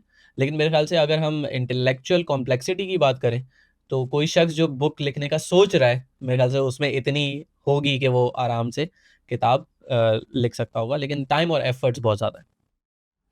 मतलब अब जैसे आपने बुक 1 लिखी, बुक 2 लिखी है, बुक 3 भी आपने कर ली है, तो आपके फर्स्ट बुक तो चलो आपकी बिगिनर्स बुक होगी, चलो उसमें मिस्टेक्स भी हुई होंगी, आपको आपको खुद लगता होगा भाई यार ये क्यों किया था, मैंने ऐसे क्यों किया था यार, ये यूँ करना चाहिए था। तो आपके जो सेकंड और थर्ड बुक्स में आपको लगता है कि आपके जो रीडर्स हैं या आपके जिन जिनको आपने दी है, उनके उनका भी कोई इन्फ्लुएंस है उन बुक्स के ऊपर, आने वाली बुक्स के ऊपर? हाँ, एब्सोल्युटली। इवन जो सेकंड बुक थी मेरी, उसके अंदर भी मैं रेडिट पे गया था, मैंने वहाँ पे पोस्ट किया, मैंने यूट्यूब पे पोस्ट किया कि कौन से ऐसे टॉपिक्स हैं जो आप नेक्स्ट बुक में देखना चाह रहे हैं। तो उसमें फिर वो हमने कवर करने की कोशिश की। अब ऑब्वियसली सारी चीज़ें तो कवर नहीं हो सकती, लेकिन जो उस क्राइटेरिया के अंदर आ रही थी टॉपिक ऑफ द बुक के अंदर, तो वो मैंने कवर करने की कोशिश की। फिर उसके बाद एक जो मेरी थर्ड बुक है, ये आप देखेंगे तो ये बच्चा है कंपेयर टू मेरी पुरानी बुक्स के। ये मेरे ख्याल से शायद 180 पेजेस या समथिंग लाइक दिस है। तो तो अब एक थोड़ी-सी मैच्योरिटी ये भी आ गई है कि हर चीज़ नहीं देनी, स्पेसिफिक टॉपिक रखना है कि रीडर्स के लिए भी आसान हो, उनको वो टॉपिक समझ आ जाए, ये भी एक पॉसिबिलिटी है। और एक चीज़ जो आपने पहले कही थी कि किताब एक दफ़ा छप गई तो छप गई। ये वाली चीज़ भी आई थिंक अब समझ आ गया कि ये कवर हो सकती है विद अमेज़न, क्योंकि अमेज़न का जो डायरेक्ट पब्लिशिंग का प्रोग्राम है, उसमें आपके पास ये पॉसिबिलिटी है कि आप अपना जो आपका मैन्युस्क्रिप्ट है, आपकी किताब का, वो आप अपडेट कर सकते हैं। तो मैं चाहूँ तो मैं आज कोई टॉपिक इसके अंदर ऐड कर सकता हूँ या रिमूव कर सकता हूँ, और अगला बंदा जो बुक को खरीदेगा, उसके पास अपडेटेड वर्ज़न प्रिंट आउट होके चला जाएगा। तो ये पॉसिबिलिटी एटलीस्ट अब आ गई है, और ये सेल्फ पब्लिशिंग से पता चला। तो इस बुक का फॉर एग्ज़ाम्पल जो मेरे हाथ में है, इसकी मैंने 10 मेरे ख़्याल से कॉपीज़ मँगवाई थी कि मैं डिस्ट्रीब्यूट करूँगा। और जब मेरे पास ये आई है, तो मुझे पता चला है कि इस बुक के अंदर इंडेक्स ही नहीं है, क्योंकि मैं डालना भूल चुका हूँ। तो जो जो ई बुक है, उसके अंदर इन्होंने जो सॉफ्टवेयर दिया हुआ है, वो ऑटोमेटिकली इंडेक्स बना देता है। तो वो मैंने पब्लिश कर दी, ओके हो गया। जो पेपर बैक के लिए अमेज़न चाहता है, वो माँगता है पीडीएफ। अब वो पीडीएफ की बेसिस पे मैंने उसकी बुक बनाई थी, तो पीडीएफ में मैंने कोई इंडेक्स वगैरह नहीं डाला, क्योंकि डिजिटल बुक के अंदर तो ऑटोमेटिकली जनरेट हो रहा है। तो वो मैंने पीडीएफ ऐसे ही अपलोड की और पब्लिश कर दिया। वो मेरे पास बगैर इंडेक्स के 10 किताबें पड़ी हुई हैं यहाँ पे। और मैं आपकी वाइफ़ को ये कह रहा था कि ये जो है ना, हम डिस्ट्रीब्यूट करेंगे साइंड कॉपीज़ इसकी विद दिस स्टोरी, कि ये one one of the thousands book है जिसमें इंडेक्स नहीं है। बड़ा ज़बरदस्त। मतलब ये चलो अच्छी बात है कि आप अगर आप देखो तो आपने 600 पेजेस 500 पेजेस अब बहुत ही आपने लर्न करके अब आगे चले गए, ये तो बहुत ही मतलब इससे पता चलता है कि आपकी जर्नी कितनी ज़्यादा इवॉल्व होती है, हर चीज़ अपने लेसन लर्न करके आप चीज़ें करते रहते हैं। आप भी आगे आ गए, आपने पहले जीडी खाली एंगुलर के थे, आप जीडी आप एआई में भी आ गए हैं आप। तो ये सब चीज़ें तो आपकी हो गई टेक्निकल बात। अब जो बाकी हमारे लोग, जो कुछ लोग सुनना चाहते हैं, जो लोग पाकिस्तान में बैठे हुए हैं, बोलते ठीक है यार, टैक्स वैक्स सही है, सब छोड़ो, बताओ वीज़ा कैसे मिला था। तो सही। आप बता सकते हो कि भाई वो जो जो प्रोसेस था आपका, जो आपने बताया कि आपका इंटरव्यू हुआ था और ये सब चीज़ें क्लाउडना में हुआ था, क्लाउडना अप्रोच किया था आपका, ठीक है, हो गया। आप यहाँ, उन्होंने क्लाउडना ने आपको इनवाइट किया, आपका इंटरव्यू यहाँ भी लिया उन्होंने, दैट्स इट। हम पाकिस्तानियों का मसला ये होता है कि उसके बाद क्या होगा, उसके बाद वीज़े के प्रोसेस क्या होगा, क्या मसले मसाइल होंगे, इंटरव्यू होगा, मतलब वीज़े का इंटरव्यू होगा, फैमिली के साथ मसले होते हैं। तो आप थोड़ा बता सकते हो कि आपका किस तरीके से रहा वो चीज़ पूरा, इनिशियल जो मेरा प्रोसेस था। पर्सन हाँ। मेरा पर्सनली तो क्योंकि कंपनी स्पॉन्सर्ड था, रिलोकेशन थी, तो वो थोड़ा सा एक डिफरेंट केस था, मतलब वो स्ट्रेट माँ की दुआएं वाला जो सिचुएशन होती है वो था। तो ये था कि क्योंकि कंपनी रिलोकेशन प्रोसेस हैंडल कर रही थी, डेलॉयट जो कंपनी है उसके थ्रू हो रहा था। तो इनिशियल इंटरव्यू में ऑफ कोर्स ये सारे सवाल हुए थे कि are you involve in any activities, या आपका किसी पॉलिटिकल ऑर्गेनाइजेशन से कोई ताल्लुक तो नहीं है। तो वो जो नॉर्मल सवाल होते हैं हम पाकिस्तानियों से, वो तो हुए थे। इनिशियली मेरे ख़्याल से स्वीडन का इंटरव्यू प्रोसेस इतना ज़्यादा मुश्किल नहीं था, क्योंकि सारी चीज़ें स्ट्रेट फॉरवर्ड थी। मेरा एक्सपीरियंस लेटर भी था प्रीवियसली, बैंक स्टेटमेंट्स भी थी, और यूएस कंपनी में काम करने की वजह से थोड़ा-सा बैंक बैलेंस थोड़ा-सा बेहतर हो गया था।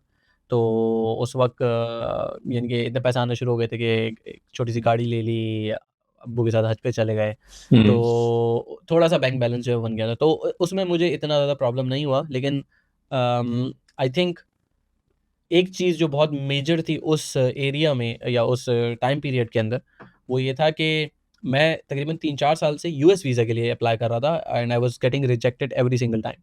और हर बार मेरे पास गूगल का लेटर मौजूद था कि आप आएँ सैन फ्रांसिस्को में, हमारी कॉन्फ्रेंस अटेंड करें, जो कि जीडीईज़ के लिए है। तो मैं जीडीई हूँ, मेरे पास लेटर है, लेकिन मैं जा नहीं सकता। तो डिफ़रेंस यही आया था कि जब स्वीडन का मेरे पास वो कार्ड आ गया था कि this is a resident card जो आपके पास है। तो उसके बाद जब मैं चौथी दफ़ा गया था यूएस वीज़ा वाले सेंटर, तो वो फिर अप्रूव हो गया। तो that was a shocking thing, क्योंकि नथिंग एल्स चेंज। मेबी ये चेंज हो गया था कि मेरी शादी हो गई थी। तो शायद वो भी एक बड़ा फैक्टर था कि हाँ यार, इनकी वाइफ़ हैं तो ये कहीं भागेंगे नहीं। इनके पास स्वीडन का लेटर है तो ये यूएस में नहीं टिक रहे, या इनकी जॉब है। तो ये एक काफ़ी डिफरेंस था, लेकिन मेरे ख़्याल से स्वीडिश वीज़ा में इतनी ज़्यादा प्रॉब्लम्स नहीं आती, अगर आपके पास ट्रैक रिकॉर्ड क्लियर है, और अगर कोई होशियारी वगैरह कर रहा होता है तो ऑब्वियसली फिर उनके साथ हाँ, मसले तो आते हैं। इसी बात है, एग्जैक्टली एग्जैक्टली। तो आपकी अभी इस वक्त करंटली आपकी नो हाउ है वीज़ा लोगों की कैटेगरीज कौन सी चल रही हैं, क्या है, कुछ नो हाउ है आपकी इसके बारे में, कि मतलब कि प्रोफेशनल जो अप्लाई करेंगे तो कौन से वीज़े पे आ सकते हैं स्टूडेंट। नहीं, नॉट पर्टिकुलरली मेरी नहीं है। मेरे ख़्याल से आपको काफ़ी ज़्यादा नॉलेज है इस लिहाज से। हाँ, तो जैसे अगर आपका तो वर्क परमिट था, तो आपका स्पॉन्सर्ड वीज़ा था, आपका 2 साल का वीज़ा होगा, फिर आपको 2 साल एक्सटेंड कराया होगा फिर। तो अब हमारे जो लोग जो एक परसेप्शन आ गया बहुत ज़्यादा करंटली, ये है कि स्टूडेंट वीज़ा नहीं दे रहा है, राइट। तो आप तो जॉब मार्केट में बैठे हुए हैं, आप लोग का काम कर रहे हैं, तो आपके साथ जो लोग काम कर रहे हैं, आपको आ रहा है कि लोग आ रहे हैं अभी भी आईटी में वीज़ा के ऊपर। मैंने जॉब पे पर्सनली मेरे ख़्याल से पिछले 1.5-2 साल से तो नहीं देखा। लेकिन मेरा जो सोशल सर्कल है, फ़िज़िकल सोशल सर्कल, वो बहुत बहुत लिमिटेड है। तो मेरी बहुत ज़्यादा लोगों के साथ इंटरेक्शन नहीं है। लेकिन मैंने ये देखा कि स्टडीज़ पे स्टिल लोग काफ़ी ज़्यादा आ रहे हैं। तो अभी इवन जैसे कल एक शख्स से मुलाकात हुई, वो अभी रिसेंटली आया है स्टडी पे, मेरे ख़्याल से 2-3 हफ़्ते पहले, और उसकी वाइफ़ आ रही है, वाइफ़ और बच्चे आ रहे हैं अक्टूबर के अंदर। तो लोग आ तो रहे हैं। वीज़ाज़ मेरे ख़्याल से, क्योंकि एम्बेसी बंद हुई हुई थी, उसकी वजह से काफ़ी ज़्यादा स्टॉप हुए हुए थे। लेकिन मेरे ख़्याल से अब वो दोबारा से प्रोसीड होना शुरू हुए हैं। लेकिन मुझे लगता है कंपनीज़ की तरफ से जो रिलोकेशन वाली चीज़ थी, वो मैंने पर्सनली बहुत ज़्यादा अब नहीं देखी। इसका रीज़न ये भी हो सकता है कि लोग खुद अप्लाई ना कर रहे हों ये सारी चीज़ें सुन के कि स्वीडन वीज़ा नहीं दे रहा है या क्या। लेकिन मैंने पर्सनली तो नहीं देखा अभी रिसेंटली। मतलब अब जैसे अगर मेरी नज़र में जो मुझे मेरी जो फीलिंग है, जो मैंने देखा है, लोगों को नोट किया, तो उनका ये है कि सॉरी जॉब मार्केट की वजह से, कि जॉब मार्केट थोड़ी सी अभी डाउन है करंटली इस टाइम में, और तो उसकी वजह से अब ये हुआ है कि मतलब ऑब्वियस सी बात है कि कंपनीज जो है बुला भी नहीं रही है लोगों को वीज़े के ऊपर। तो एक चीज़ मुझे लगता है वीज़ा स्पॉन्सरशिप थोड़ी सी यहाँ पे कम हुई है, लेकिन हाँ, स्टूडेंट वीज़ा जो है वो एक पाथवे हो सकता है अगर आना चाहते हैं लोग।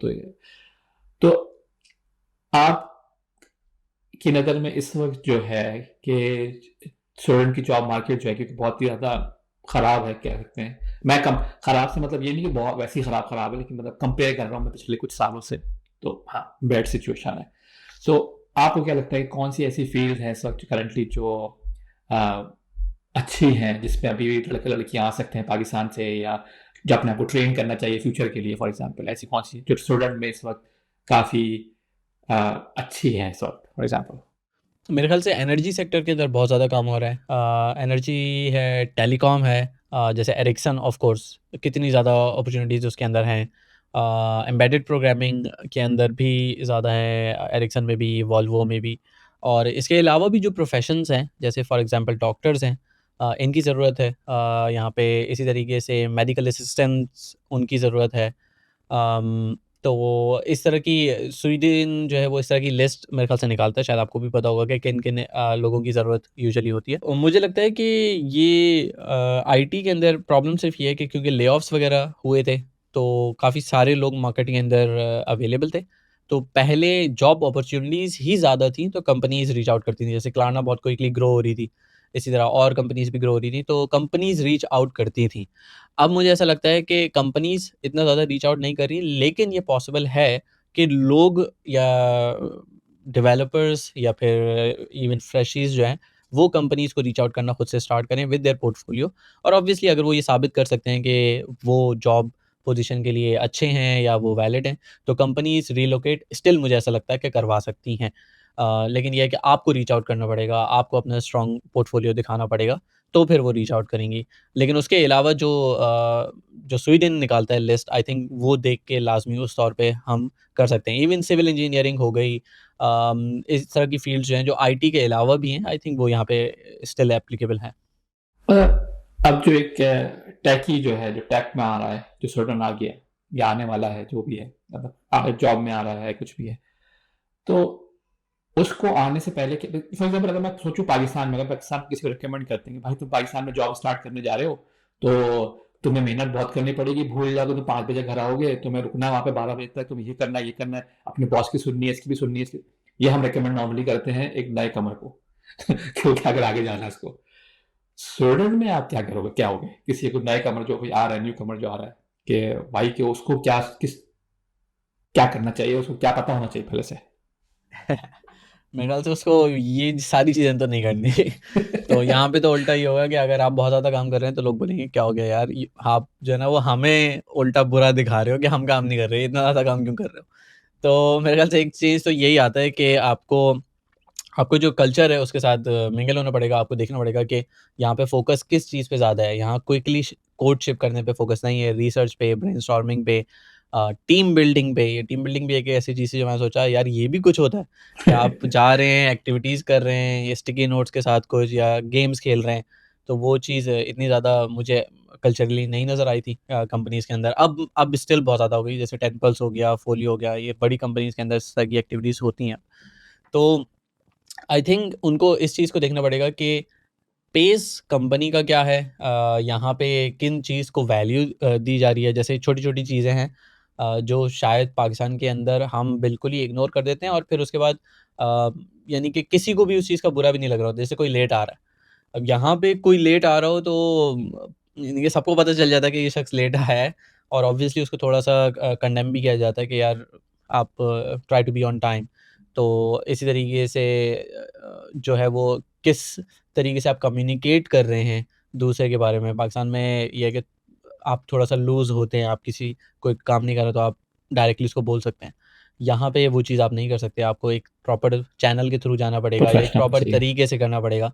या ये नहीं होगा कि आप अपनी फॉर एग्ज़ाम्पल अगर आपका पीयर है जो आपके सेम लेवल पे है, तो आप ये नहीं कर सकते कि आप अपने बॉस को जाके बोल दें डायरेक्टली कि यार ये काम कर रहा है। वो एक्सपेक्ट करते हैं आपसे कि आप इंटरनली इस चीज़ को रिज़ॉल्व करें। आप यानी कि यू आर एडल्ट्स, आप उसको हाँ। आपस में सॉल्व करें, you are intellectual level enough to do it. तो इस तरह की चीज़ें आई थिंक देखनी पड़ेंगी, जो भी लोग यहाँ पे आ रहे हैं to adjust with the norms of the companies.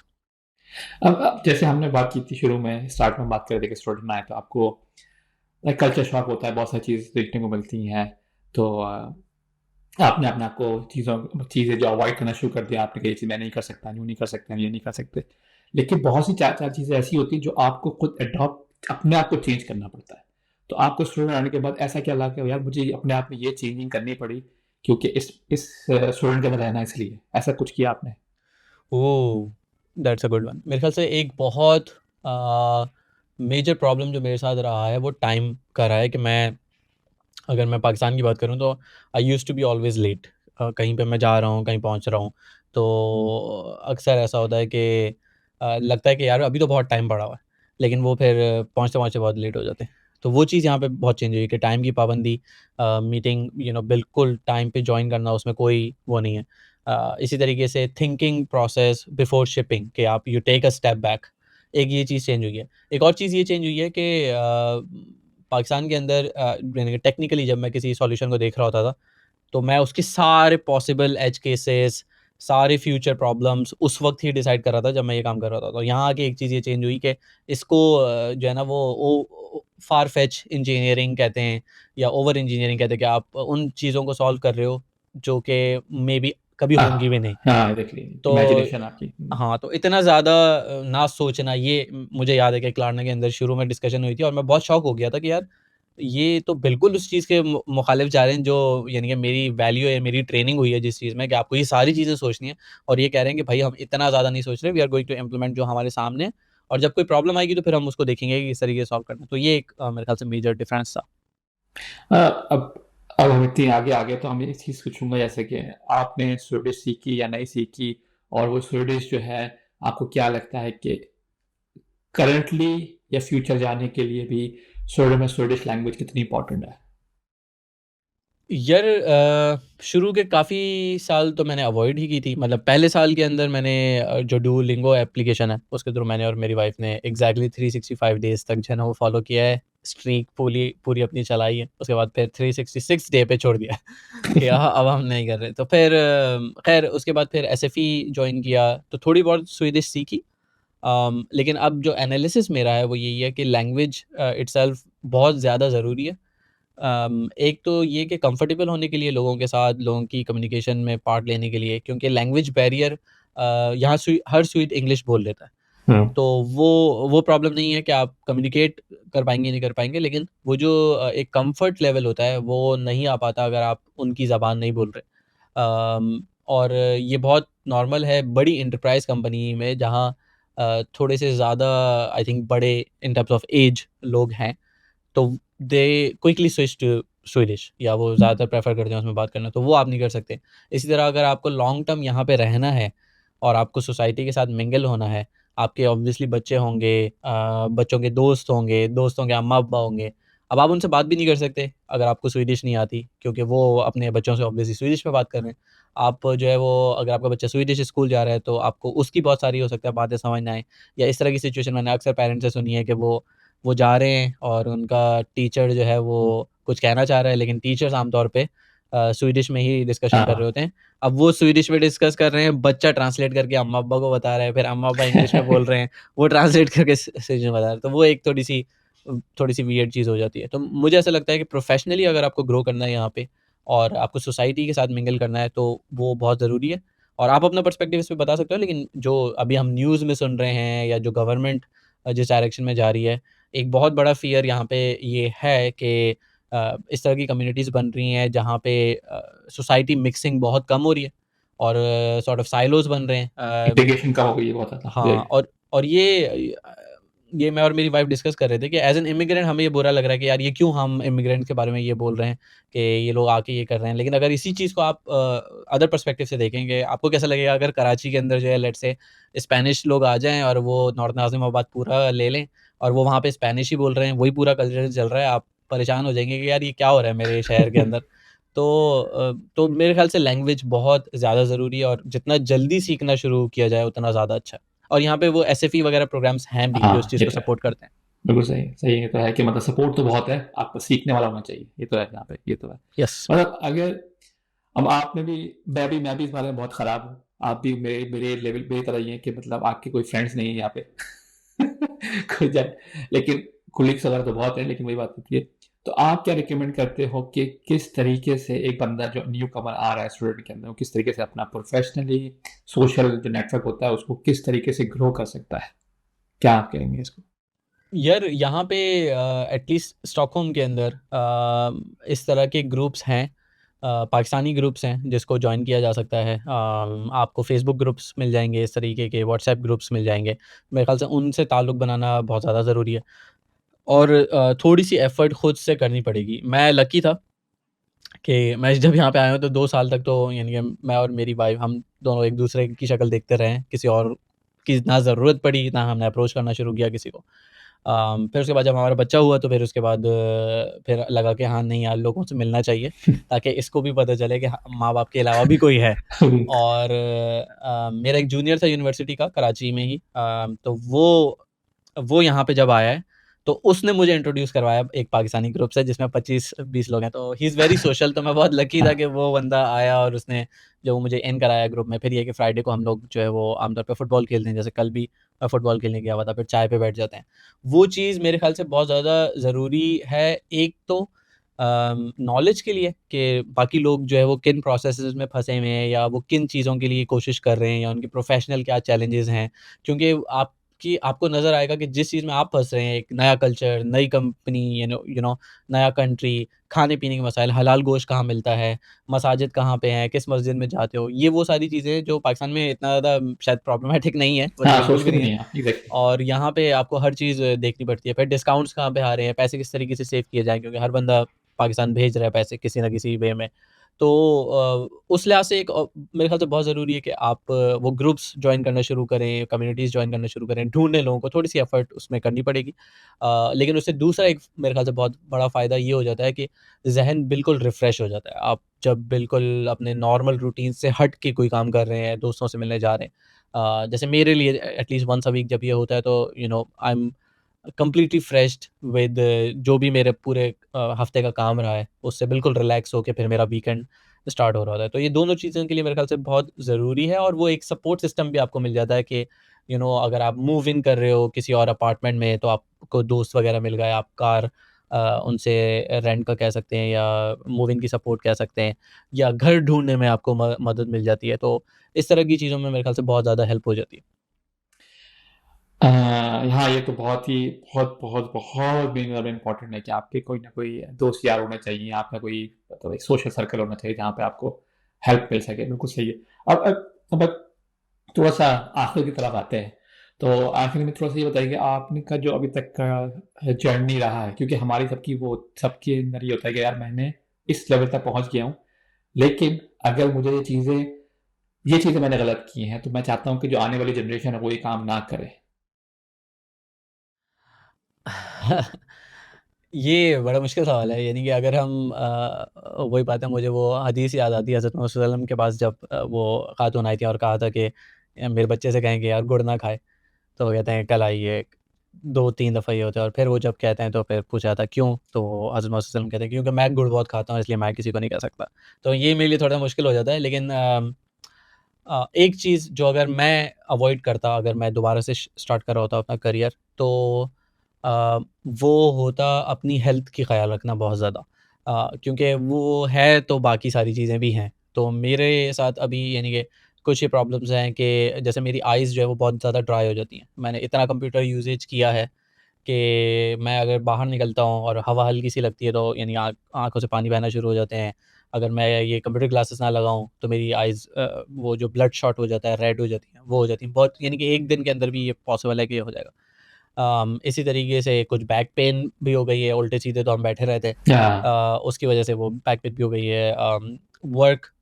जो वर्कआउट करने का कल्चर है, एक्सरसाइज़ करने का, वो नहीं है। तो मेरे ख़्याल से जो हेल्थ है, वो बहुत ज़्यादा ज़रूरी है। एक और चीज़ हेल्थ के अलावा मेंटली जो मैंने सीखी है और जो मैं अप्लाई करता हूँ, वो यही है कि वो एक रियलाइज़ेशन है कि आपके पास 50 चीज़ें हैं करने के लिए, वो सब ज़रूरी नहीं, और हुँ। आप सारी चीज़ें नहीं कर सकते। अब मैं एआई भी सीख लूँ, मैं ये भी कर लूँ, मैं वो भी कर लूँ, तो उसके बजाय कंसाइज़ करना कि ये मेरी प्रायोरिटी है, और ये मुझे बहुत सारी किताबें पढ़ के और वीडियोज़ देख के ये समझ आया कि इसके लिए रिफ्लेक्शन करना बहुत ज़्यादा ज़रूरी है, to take a step back. और मैं अक्सर ये एग्ज़ाम्पल देता हूँ कि हम रोज़ जो है वो कुल्हाड़ी लेके निकल जाते हैं दरख्त काटने के लिए, हमारे पास तेज़ करने का टाइम नहीं है खुद। टाइम नहीं है। तो वो तो मैं एक चीज़ जिसकी मैंने प्रैक्टिस बहुत ज़्यादा स्टार्ट की है, एक तो ये है कि बुक रीडिंग और दूसरा ये है कि रिफ्लेक्शन, कि आप द पेन निकाल रहे हो, नोटबुक निकाल रहे हो और आप लिख रहे हो कि ये जो मैं काम कर रहा हूँ, उसके ये फ़ायदे हैं, ये नुकसान है, ये ज़रूरी है, इसलिए ये ज़रूरी है। यानी कि आपकी सोच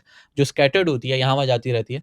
और मेरे ख़्याल से कुछ था कि 1 मिनट में इंसान 10 डिफरेंट टॉपिक्स जो है ना, वो डिस्कस कर रहा होता है अपनी थॉट्स के अंदर, इतने ज़्यादा चेंजेज़ आते हैं। तो आप उसको जब लिख लेते हो तो वो एक फॉर्म में आ जाता है जिस पे आप रिफ्लेक्ट कर सकते हो, सोच सकते हो, डिसीजन ले सकते हो। तो मेरे ख्याल से रिफ्लेक्शन आई वुड से कि बहुत ज़्यादा ज़रूरी है।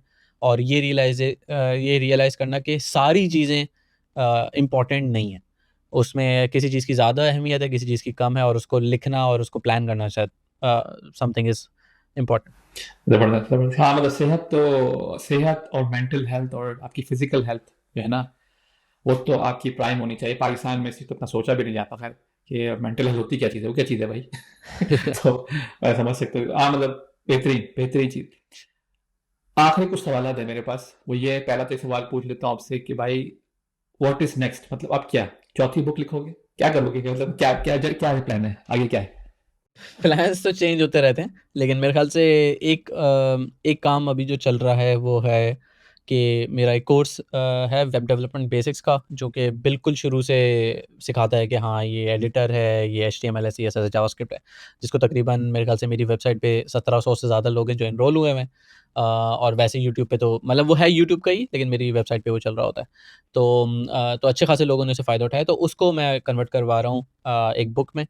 तो हम उसमें ऑब्वियसली एआई टूल्स यूज़ कर रहे हैं कि वो मेरी वीडियो के अंदर जो टॉपिक्स जिस तरीके से एक्सप्लेन किए गए हैं, मेरी ही वर्डिंग्स इंग्लिश में कन्वर्ट हो जाए, तो उसको एक बुक फॉर्मेट में करके इंशाल्लाह हम पब्लिश करेंगे। अभी तक मैंने ये नहीं सोचा कि वो बिल्कुल फ्री होनी चाहिए या बहुत सस्ती होनी चाहिए, $1 $2 की, लेकिन देखेंगे उसका क्या है। तो ये 4th बुक है जिस पे काम हो रहा है। एक चीज़ जो मैं करना चाहता हूँ बहुत अरसे से, वो यही है कि जो गोल मेरा रहा है कंटेंट क्रिएशन से, वो ये है कि फ़ायदा पहुँचाना है लोगों को। लेकिन उस फ़ायदे के साथ-साथ एक जो मेरी ख़्वाहिश रही वो ये है कि एक इकोसिस्टम ऐसा बनाना जिसके अंदर लोग एक-दूसरे को फ़ायदा पहुँचा रहे हों। और मेरी यानी कि उसमें मैं ड्राइवर ना हूँ, या मैं सिर्फ़ मैं नहीं सिखा रहा, या लोग सिर्फ़ मुझे नहीं सुन रहे, बल्कि लोग एक-दूसरे को ढूँढ रहे हैं, साथ में प्रोजेक्ट्स कर रहे हैं, मेंटर्स हैं, स्टूडेंट्स हैं और एक-दूसरे के साथ इंटरट्वाइन्ड हैं। और मैंने उसके लिए व्हाट्सएप कम्युनिटी बनाई, एक ज़माने में डिस्कॉर्ड कम्युनिटी बनाई।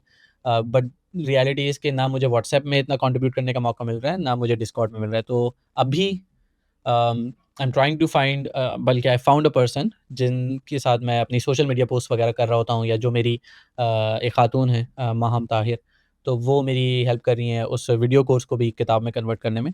तो hopefully we are going into a full time role, और मेरी आगे की कोशिश ये होगी कि वो जो इकोसिस्टम है उसको किसी तरीके से डेवलप किया जाए, ताकि और लोग निकलें जो किताबें लिखें, और लोग निकलें जो ट्यूटोरियल्स बनाएँ, हेल्प आउट करें लोगों को, जॉब्स में हेल्प करें, एक्सपोज़र में हेल्प करें।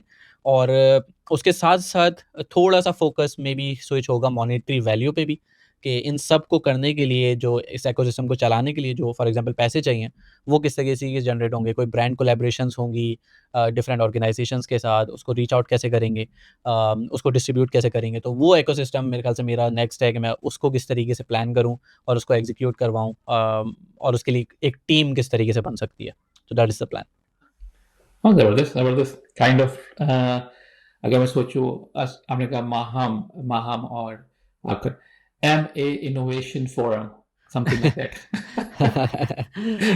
या नहीं, ज़बरदस्त यार, बहुत बहुत बहुत ज़बरदस्त चीज़ है, बहुत ज़बरदस्त चीज़ है। अब मेरे पास कुछ ऐसे सवाल हैं जो थोड़ा डिफरेंट है।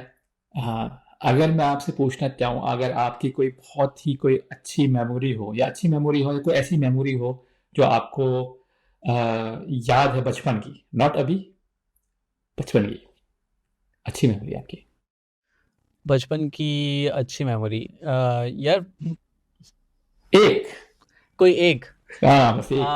शर्त यही अ, है। मुझे याद है कि मेरी अम्मी जो हैं, वो जब कहीं जाती थीं, यानी कि मैं अगर उस सीन इस सीन को थोड़ा-सा विजुअलाइज़ करवाऊँ, तो मैं बेड पे लेटा हुआ, और मेरी अम्मी का जो बुर्का है, वो मैंने अपने फेस पे डाला हुआ है और उनकी जो स्मेल है, फ्रेग्रेंस है, वो मैं एंजॉय कर रहा हूँ।